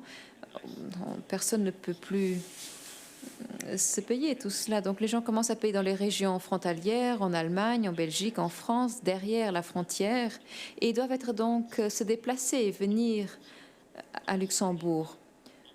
Donc est-ce que là, nous sommes bien préparés pour faire face à cette évolution? Au Luxembourg, ça se passe bien, mais si l'on tient compte de la perspective de la grande région, alors en France, il y a des liaisons ferroviaires qui ont été interrompues, donc pas mal de problèmes que j'observe en France, en Allemagne également. Est-ce que nous en faisons assez pour intégrer la grande région dans le concept de la mobilité? Donc changement des comportements, et zone résidentielle et le vélo à Luxembourg. Est-ce que vous comprenez le luxembourgeois? Est-ce que je peux vous répondre en luxembourgeois? Très bien. Alors, au tout début, alors je reviens dans ma présentation. Je vous le disais, voici les régions que nous avons intégrées dans nos réflexions. Les régions à l'intérieur du pays et bien sûr les régions frontalières. Et dans ce plan, il y a des éléments pour lesquels les régions transfrontalières ont été prises en compte et sont impactées. Avec les régions transfrontalières, nous avons une coopération en place. Nous avons un projet MMAS, c'est une étude qui est en cours côté France, puis nous avons des projets avec la France, nous investissons dans le rail en France. Donc oui, nous pensons toujours à la grande région, parce qu'il en va de notre intérêt. Et même si je vous le disais au début que les déplacements frontaliers ne représentent que 20%, c'est tout de même 20% qui se concentrent aux heures de pointe. Et puis en interne, nous avons des projets importants. Pourquoi une deuxième liaison Bettembourg? Pourquoi étendre ses capacités? Eh bien, parce qu'entre Bettembourg et Luxembourg, il y a une saturation complète. Et si nous voulons étendre des trains vers Thionville, il faut dédoubler cette voie-là. Ou par exemple, de Dudelange, là aussi, nous voulons avoir des trains rapides vers Luxembourgville. À ce moment-là, le tronçon Bettembourg-Luxembourg doit être agrandi. Donc, nous nous concentrons toujours sur les trois agglomérations, les zones urbaines et bien sûr les trois régions transfrontalières. Le concept repose sur tous ces éléments parce que ce ne serait pas intelligent, effectivement, de ne pas tenir compte de tous ces éléments. Deuxième question, à propos du vélo. Pour qu'il n'y ait pas de malentendu, nous avons beaucoup insisté sur le vélo. Si nous nous engageons sur cette voie, cela ne signifie pas que nous estimons que tous les déplacements se feront à vélo ou que tous les problèmes se résoudront grâce au problème. Non, j'ai simplement dit que 40% des déplacements au Luxembourg sont inférieurs à 5 km. Alors là, nous savons qu'il y a tout de même un potentiel à saisir des personnes qui pourraient avoir envie de prendre le vélo Mais pour cela, il faut créer les infrastructures pour arriver au pourcentage que j'ai indiqué au début de ma présentation. C'est une partie de la solution. Je l'ai dit à plusieurs reprises, la solution, elle est multimodale. Ce n'est pas un mode de transport, mais il s'agit de la combinaison de tous les modes de transport qui nous permettront de résoudre les problèmes. Et pour ce qui est des habitudes des gens, de votre première remarque, alors oui, c'est un peu controversé. Il y a plusieurs théories. Il y a la théorie de la carotte et du bâton, qu'il faudrait faire miroiter une carotte aux gens et puis tout de même prendre un bâton et les punir. Alors, les gens imaginent souvent que le bâton frappe plus fort et que la carotte, elle est bien petite. Je pense qu'il faut inverser cela. Et je suis d'ailleurs convaincue que pour la plupart des gens, si l'offre est de qualité, je pense que les gens utiliseront cette solution. Il y a pas mal de solutions à l'étranger qui le prouvent. Un jour, bon, peut-être qu'il y aura toujours des irréductibles qui s'en fichent du monde et qui n'en font qu'à leur guise. Donc oui, c'est peut-être que là, il faudra prendre le bâton. Mais je ne pense pas qu'il faut procéder comme cela. Je ne pense pas qu'il faut faire des serments, donner mauvaise conscience aux gens et leur dire nous allons vous punir s'il n'y a pas d'alternative. Je ne peux pas exiger de quelqu'un qu'il ou elle prenne le vélo pour aller au travail s'il risque sa vie dans la circulation. Et je ne peux pas m'attendre à ce que quelqu'un prenne un tram de qualité ou prenne le tram si la qualité n'est pas au rendez-vous. Non, ce sont les investissements et la qualité qui font la différence. Pendant 40-50 ans après la Seconde Guerre mondiale, nous étions vraiment dans une vision de tunnel. Nous avons misé uniquement sur un seul mode de déplacement, la voiture. Bon, c'était la tendance à l'époque, mais je pense qu'aujourd'hui, nous devons évoluer et comprendre qu'au XXIe siècle, la solution à tous ces problèmes, et c'est lié à notre qualité de vie, c'est de s'écarter de ce modèle et de mettre en place un système de la mobilité qui soit efficace et qui doit absolument être multimodal. Donc il s'agit de combiner tous les éléments les uns avec les autres en proposant une qualité. À ce moment-là, je pense que les gens utiliseront ces possibilités. Les luxembourgeois ou les résidents au Luxembourg ne sont pas différents que les autres habitants de la planète. Si cela fonctionne, je pense que les gens le feront.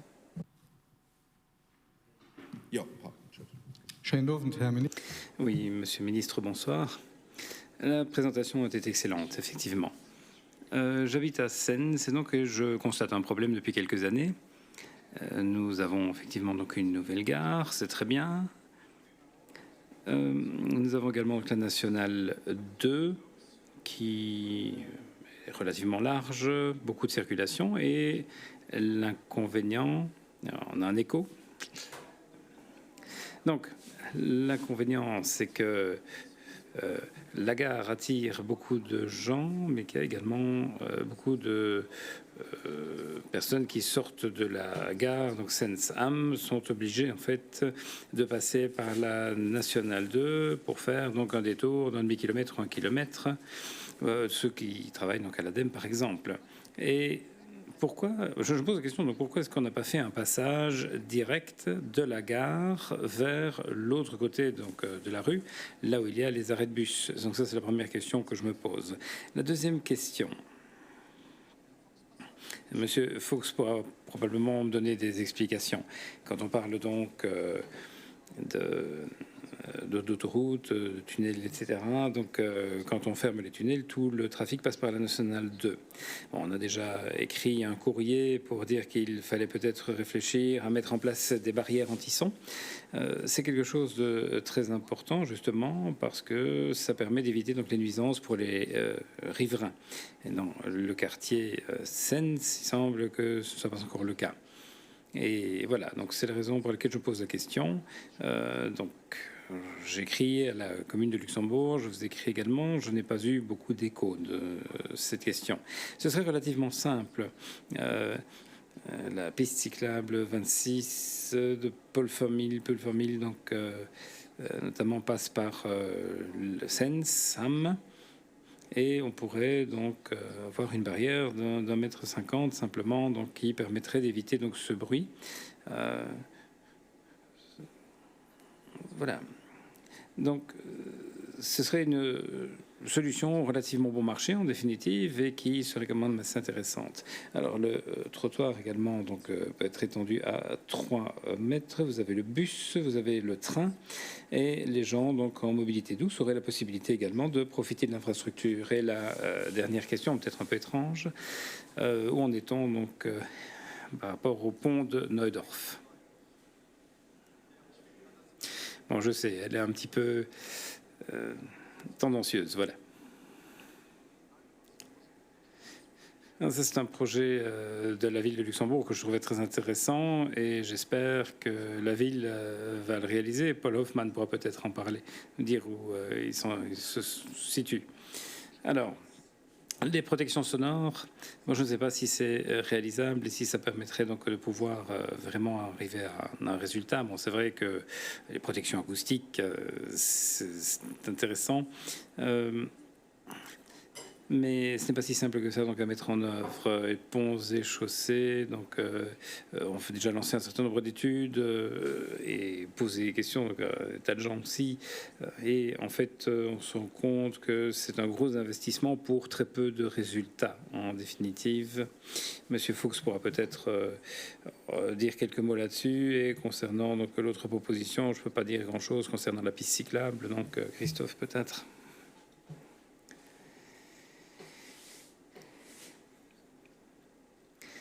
Mais il ne s'agit pas de la piste cyclable à proprement parler, mais plutôt d'intégrer donc cette barrière anti-son ou anti-bruit. Donc c'est M. Fuchs, je pense, qui pourra dire quelques mots de cette protection. C'est bien évidemment de se faire accompagner de l'ingénieur. Concernant donc les barrières anti-son, c'est un thème récurrent, donc qui est une déviation qui existe. Donc il y a effectivement des demandes de la part des riverains, mais comme le ministre l'a dit, il y a beaucoup d'excellentes idées. Quand on les étudie, en fait, on se rend compte qu'elles ne portent pas tant de résultats que ça et qu'elles coûtent cher. Donc je ne peux pas vous donner tout le détail, évidemment, pour la combinaison entre la piste cyclable et un mur anti-son, mais c'est une idée que nous n'avons pas abordée. Mais je sais que dans le cadre de la réalisation de la piste cyclable, on a tenu compte d'un certain nombre d'idées, donc on peut y réfléchir. Mais c'est relativement simple. Vous faites une piste cyclable du Pulvermühl donc vers Amsens, et en parallèle, vous faites un trottoir un petit peu plus large, passé de 2 à 3 mètres, et vous mettez donc une paroi donc d'une hauteur maximum de la hauteur maximum de la roue d'un camion, l'équivalent de la roue d'un camion. Donc c'est pas, je ne pense pas que ça coûterait excessivement cher. C'est sur 400-450 mètres. Donc ça ne va pas être nécessairement une paroi anti-bruit comme on en voit. Simplement quelque chose qui donne aux gens la possibilité d'être plus ou moins protégés donc du bruit des roues, parce que c'est des roues que provient le bruit en fait. Ça vient pas du toit du camion. Enfin, en principe, c'est pas le cas. C'est une idée intéressante et nous allons donc voir si c'est réalisable. Et ensuite, nous pourrons vous donner donc une réponse. Aujourd'hui, donc je ne peux pas vous donner de réponse claire. On pourra en discuter évidemment pendant 2 heures, mais n'en retirez pas grand-chose. Donc, nous allons effectivement donc nous pencher sur la question et puis je reviendrai vers vous pour une réponse. Alors, j'avais encore vu 2 interventions.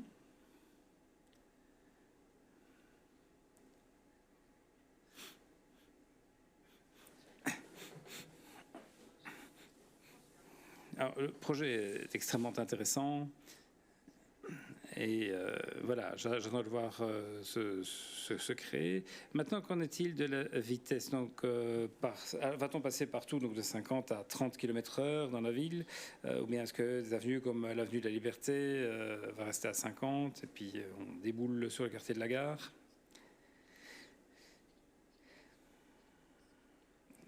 Alors, presque partout, donc il y a des zones 30. Donc je ne sais pas si c'est une bonne idée, mais si nous voulons donc apaiser certains quartiers, il faut se faire sortir donc le trafic, la circulation donc vers des zones à 50 km/h. Et ça permettra d'avoir un petit peu plus de marge de manœuvre pour les communes pour créer des zones 30.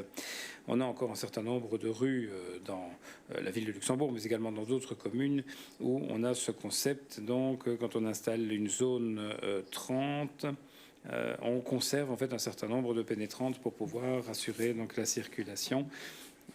Et ça, c'est le but en fait, c'est de pouvoir délester donc certains quartiers.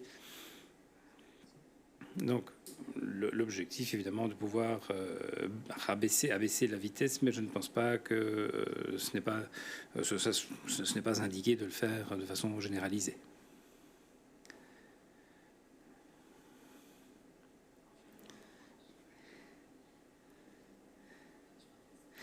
Vous avez abordé également la question donc du bus à haut niveau, donc qui irait donc de la gare vers la Cloche d'Or. Est-ce que vous pouvez donner quelques détails complémentaires, histoire de savoir un peu de quoi il s'agit précisément? Christophe, c'est lui qui connaît le sujet.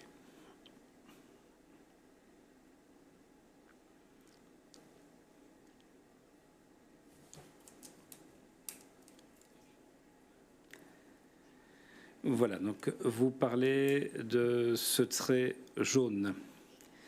En fait, ce sont donc des rues qui existent, des voiries qui existent, qui sont relativement larges. Vous avez donc ici Heyenaf, près du Findel. Vous avez donc, vous descendez du Findel. Donc, ce sont des voies de bus. Les voies de bus existent déjà, donc ce n'est pas quelque chose de révolutionnaire. Constatons simplement, comme pour une fois que le réseau donc du tram sera prêt, sera terminé, il n'y a pas de demande pour le tram. La demande serait trop faible, donc on peut remplacer par des autobus. Et aujourd'hui, il y a déjà des bus, et donc on aura peut-être plus de bus électriques. Donc on passe par le Pulvermühl, la Rocade. Donc là, effectivement, c'est le point critique que vous connaissez très bien. Donc il va falloir voir comment aménager donc ce point et voir également combien de bus devraient passer donc toutes les heures, quelle sera la fréquence. Tous les bus qui proviennent de la région, donc doivent-ils passer par là? Bon, c'est important évidemment pour la ville qui passe par là pour vous amener donc à la gare. Donc ça, c'est déterminant si l'on veut attirer du public vers les bus. Et ensuite, donc, il poursuit après la Rocade vers le pont de Gasperich, pardon. Donc, il y a déjà ces boulevards énormes avec les pistes de bus qui sont prévues. Donc, on aura donc, vous remarquerez même pas la différence. Vous avez déjà donc ces corridors à haut niveau de service. Alors, haut niveau de service, qu'est-ce que ça signifie? Donc, bon, le terme est clair, c'est un haut niveau de service pour les gens qui habitent aussi bien donc, en ville que dans la région périphérique. Donc, pourquoi les gens ne prennent-ils pas le bus? C'est parce que les bus se retrouvent coincés dans les bouchons, donc avec les voitures à l'entrée de la ville, aux entrées de la ville. Et donc, il faut créer des corridors. Vous pouvez appeler ça des pistes pour bus, si vous voulez. Il s'agit en fait donc d'une voie réservée. Et les gens donc, se disent, bien voilà, je prends le bus, donc maintenant je ne vais pas me retrouver dans les bouchons. En voiture, évidemment, je serai dans les bouchons, mais là c'est intéressant, si je prends le bus, donc je peux arriver directement en ville. Et un bus plein, c'est 49 voitures de moins donc, en ville. Donc ça, c'est un bus qui provient de l'extérieur. Et pour ceux qui vont vers l'extérieur, c'est aussi un haut niveau de service, parce que tous les X minutes, vous avez donc un bus qui va vous permettre de vous rendre autre part, en ville, via donc, ces couloirs. Et vous n'allez pas non plus donc, vous retrouver coincé dans les bouchons. Et si vous souhaitez, vous avez la possibilité d'aller aussi vers la région suburbaine. Et vous avez donc toute une série de destinations qui peuvent être atteintes directement donc, par ces corridors, par ces couloirs réservés. C'est ça qu'on appelle donc le bus à haut niveau de service.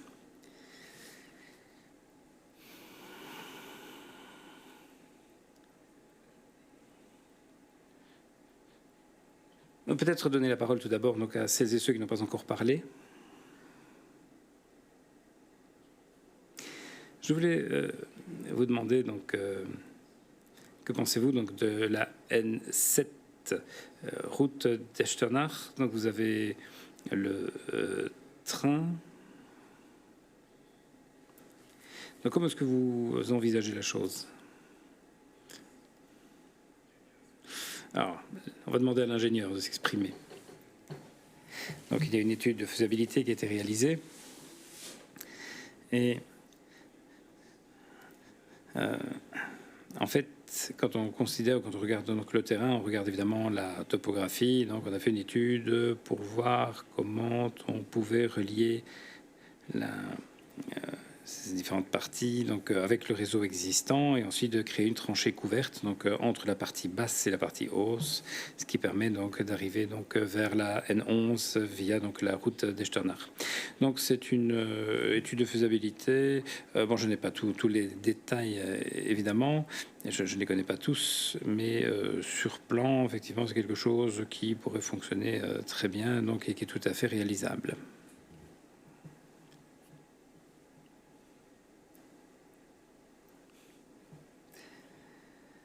Puis il y aura encore quelqu'un après, de l'autre côté. Alors, une petite chose pratique. Donc, concernant les pôles d'échange que l'on retrouve à différents endroits, si l'on veut rendre le transport public plus attractif,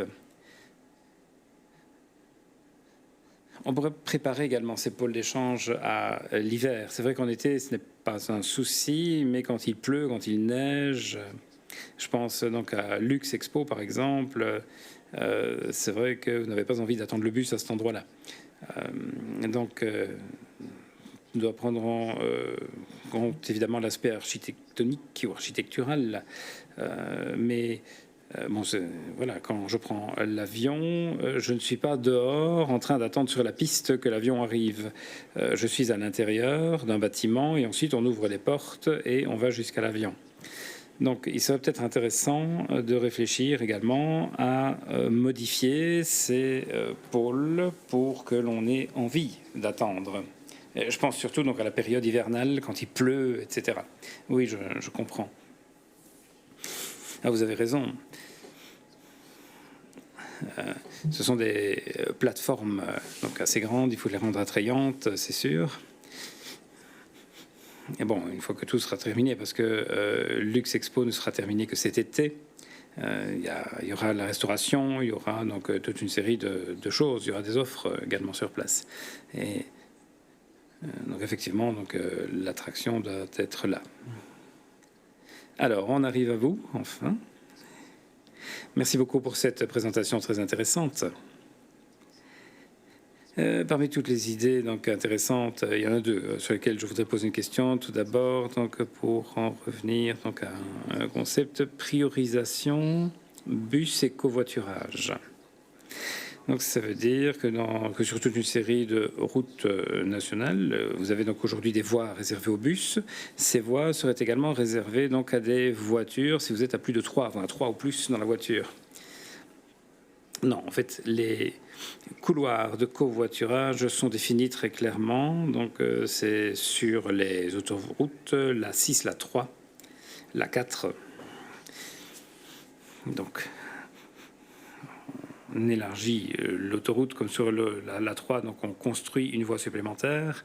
Ou bien sur l'autoroute d'Esch ou sur la 6, vous avez la possibilité d'élargir donc la voie de détresse, la bande d'arrêt d'urgence. Donc sur la 6 aux heures de pointe, par exemple, il est donc possible d'ouvrir cette voie, cette bande d'arrêt d'urgence pour les bus et le covoiturage. Et donc vous avez un portail électronique en fait qui gère tout ça. Bon, ça existe déjà à l'étranger. Rencontre dans d'autres pays, mais c'est uniquement donc sur les autoroutes. Hein. Ce ne sont pas donc les pistes réservées aux bus qui vont être ouvertes aux voitures. Deuxième question donc sur la carte, j'ai vu donc la sortie Zandweiler-Kanton.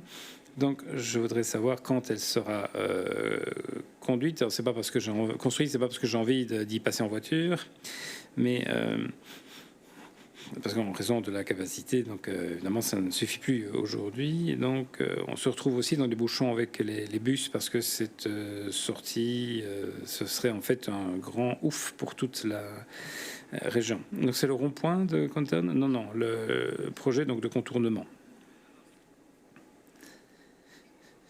Alors on construit donc un échangeur avec une nouvelle chaussée qui desservirait donc la zone logistique parce qu'il y a beaucoup de camions qui desservent cette zone, Kuhn et Nagel, etc. Donc à Canton. Donc effectivement donc un exemple, on a la possibilité justement de créer donc des postes de travail pas au milieu de la brousse, mais vraiment donc à proximité donc d'une autoroute. Bon, à l'époque, évidemment, la planification était telle que voilà, on a construit comme ça. Donc, on peut construire cette sortie. On n'a pas encore de loi. Donc, est-ce que l'on a déjà un calendrier approximatif? Alors, c'est difficile à dire. On est actuellement donc dans l'APS, c'est-à-dire l'avant-projet sommaire, où on examine les différentes variantes. Ensuite, il va y avoir l'avant-projet détaillé et ensuite les études d'environnement, les besoins en matière d'emprise de terrain.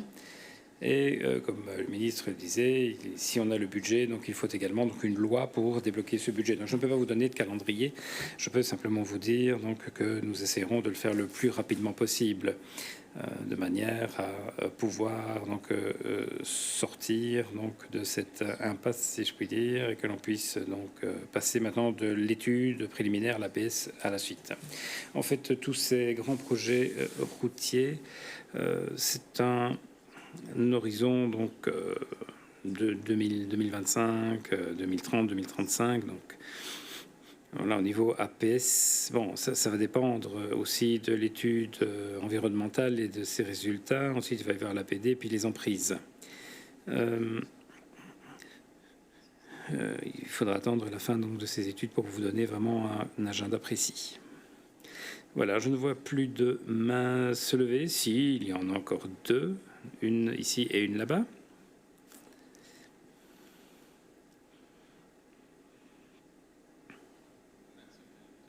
Merci beaucoup pour cette présentation.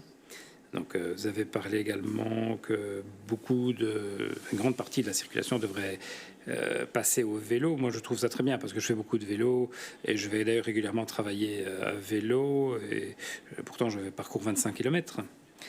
Vous avez parlé donc des vélos électriques qui pourraient constituer donc une option. Bon, avec la limitation de 25 km/h, mais les S-Pedelec qui sont des variantes qui peuvent aller donc jusqu'à 40-45 km/h. Pour des grandes distances, ce serait peut-être plus intéressant. Et donc, ça rendrait également les pistes cyclables plus attractives. Donc, est-ce que on pourrait pas donc utiliser les pistes cyclables? Parce qu'actuellement, ils sont obligés de circuler dans la circulation. Donc, ce serait bien que ces vélos-là aussi donc aient la possibilité d'utiliser l'infrastructure cycliste ou cyclable. Parce que souvent, la circulation donc, est assez... bon, c'est vrai qu'on dit souvent qu'ils sont relativement dangereux, relativement rapides, etc. Mais il peut y avoir également donc, des limitations de vitesse à certains endroits. Je pense que ça rendrait les pistes cyclables plus intéressantes. Vous avez raison, donc il y a effectivement des pays qui l'ont déjà fait, et puis ils sont souvent revenus en arrière. Il n'y en a pas beaucoup qui l'ont fait, parce qu'on arrivait donc à des conflits extrêmes quand vous êtes à vélo qui roule entre 40 et 50 km/h, sans que vous ayez à appuyer sur les pédales. Hein. Vous êtes quasiment dans la catégorie moto. Et donc, je dirais, bon, je comprends évidemment donc, la problématique. C'est pas une moto, mais en même temps, ça roule aussi vite qu'un cyclomoteur. Vous êtes entre 40 et 50 km/h. Donc, c'est vrai que c'est un peu problématique. Donc, il faut effectivement faire attention aux voitures, mais c'est extrêmement dangereux. Donc, aux Pays-Bas, donc, vous avez des pistes cyclables qui ont été ouvertes donc, au cycle A et B. Donc, je sais qu'à Amsterdam, par exemple, il y a eu énormément, on roule énormément à vélo, il y a eu des accidents. C'était assez terrible. Et quand vous traversez donc, une piste cyclable, quand vous roulez sur une piste cyclable, vous faites dépasser par des petites motos. Bon, c'est une autre catégorie de véhicules et les pistes cyclables, elles doivent être réservées pour les gens qui circulent à vélo. Bon, c'est vrai que souvent, il y en a aussi qui se promènent tout simplement, donc il faut faire en sorte que ce soit sûr pour tout le monde. Et si on met des speed bikes sur ces pistes cyclables, on risque d'avoir des problèmes. En Suisse, si je me souviens bien, donc ils avaient autorisé ce genre de choses et c'est en cours d'annulation. Donc je comprends évidemment la considération, mais notre priorité, c'est de faire en sorte que les pistes cyclables soient réservées à une circulation lente. Micro, s'il vous plaît.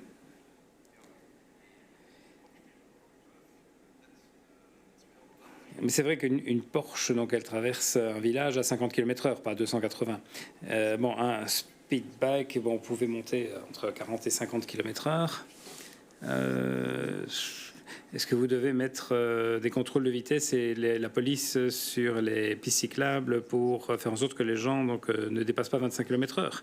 Et en fait, ce qui s'est passé en Suisse, il n'y a pas de contrôle et les gens s'en fichent, ils roulent à n'importe quelle vitesse et puis vous arrivez donc à des situations de conflit.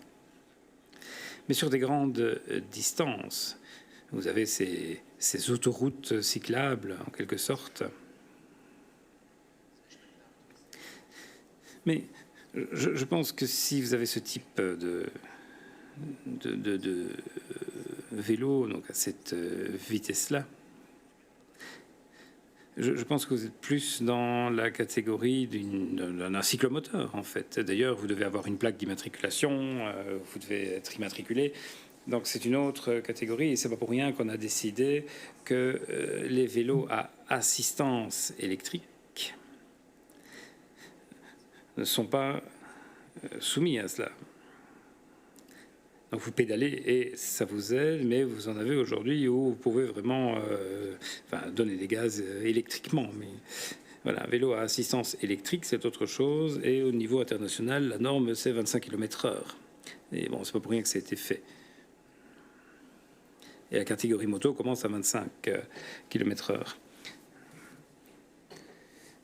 C'est vrai, ce sont d'excellents moyens de transport, pourquoi pas, mais en termes de sécurité, je pense que ça risque d'être problématique de les mettre sur les pistes cyclables. Mais je ne parle pas ici des speed bikes, je parle des pédéliques, hein, donc vous pédalez quand même, hein, ce ne sont pas des moteurs, c'est pas le moteur qui fait le travail. Donc pour des grandes distances, pour ceux qui veulent aller travailler, par exemple, peut être intéressant.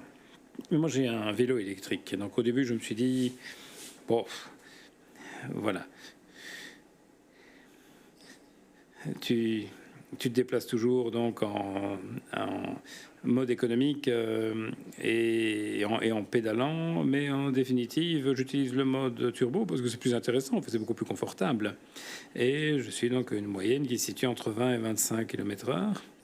Donc, bon, je pense que l'être humain est comme ça. Je ne pense pas que...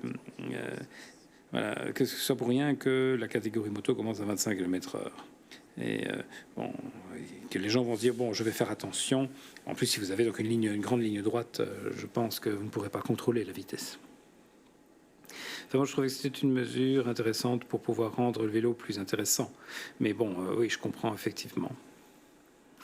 Mais ce serait intéressant donc, de pouvoir y réfléchir pour des grandes distances, en tout cas. On a déjà beaucoup réfléchi. Il y a des études internationales également qui ont été réalisées. Et les expériences qui ont été faites ne sont pas bonnes. Alors, il y avait encore une question là-bas, je pense. C'était ici devant, voilà.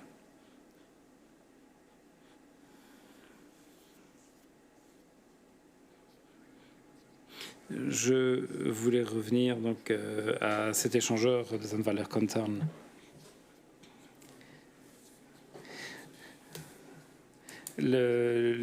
Donc l'extension du CR32 et l'association à l'échangeur, est-ce que c'est prévu? Est-ce qu'il y a une partie qui va se faire plus tôt? CP234. Et on parle également donc de la zone logistique de Kontarn, mais assez surprenant, donc elle n'est pas connectée à l'autoroute logistique. Voilà. Est-ce que vous avez réfléchi à faire en sorte qu'une partie donc, du transport puisse éventuellement donc, être connectée au chemin de fer? Alors, il faut savoir que les zones logistiques donc, à Canton ne sont pas effectivement donc, connectées directement à l'autoroute, mais c'est une réalité.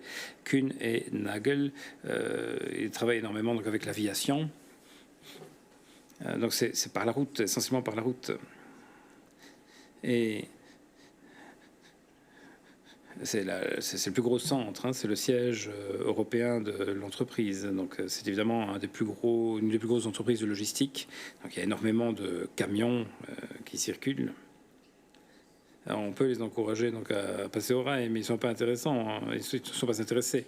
Et l'erreur à l'époque où on a construit, donc, c'est qu'on a donné des autorisations en se disant bon voilà, ça va déranger personne, mais en même temps c'est au milieu de la brousse, au milieu de nulle part, et il n'y a pas de connexion directe à l'autoroute, donc c'est effectivement problématique.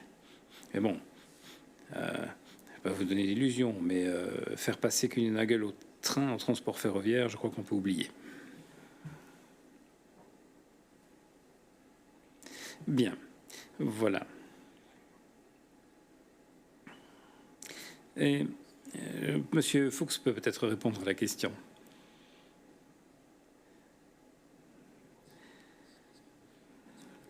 Oui. Alors, le CR donc 234, cette route entre le rond-point de Zandweiler et Kontarn.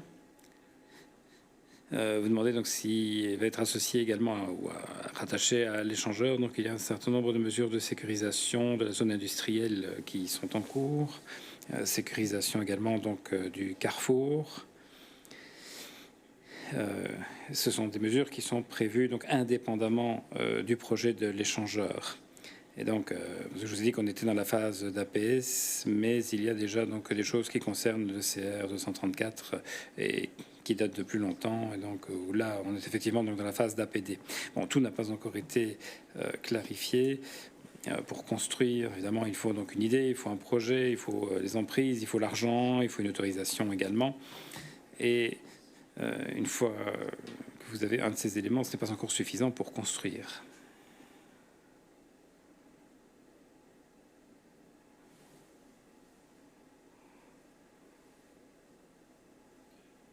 Bien. Donc, s'il n'y a plus de questions, je vous remercie en tout cas pour votre disponibilité. Vous avez écouté, vous avez discuté, participé. Donc, merci beaucoup. Donc, et je vous souhaite une excellente soirée.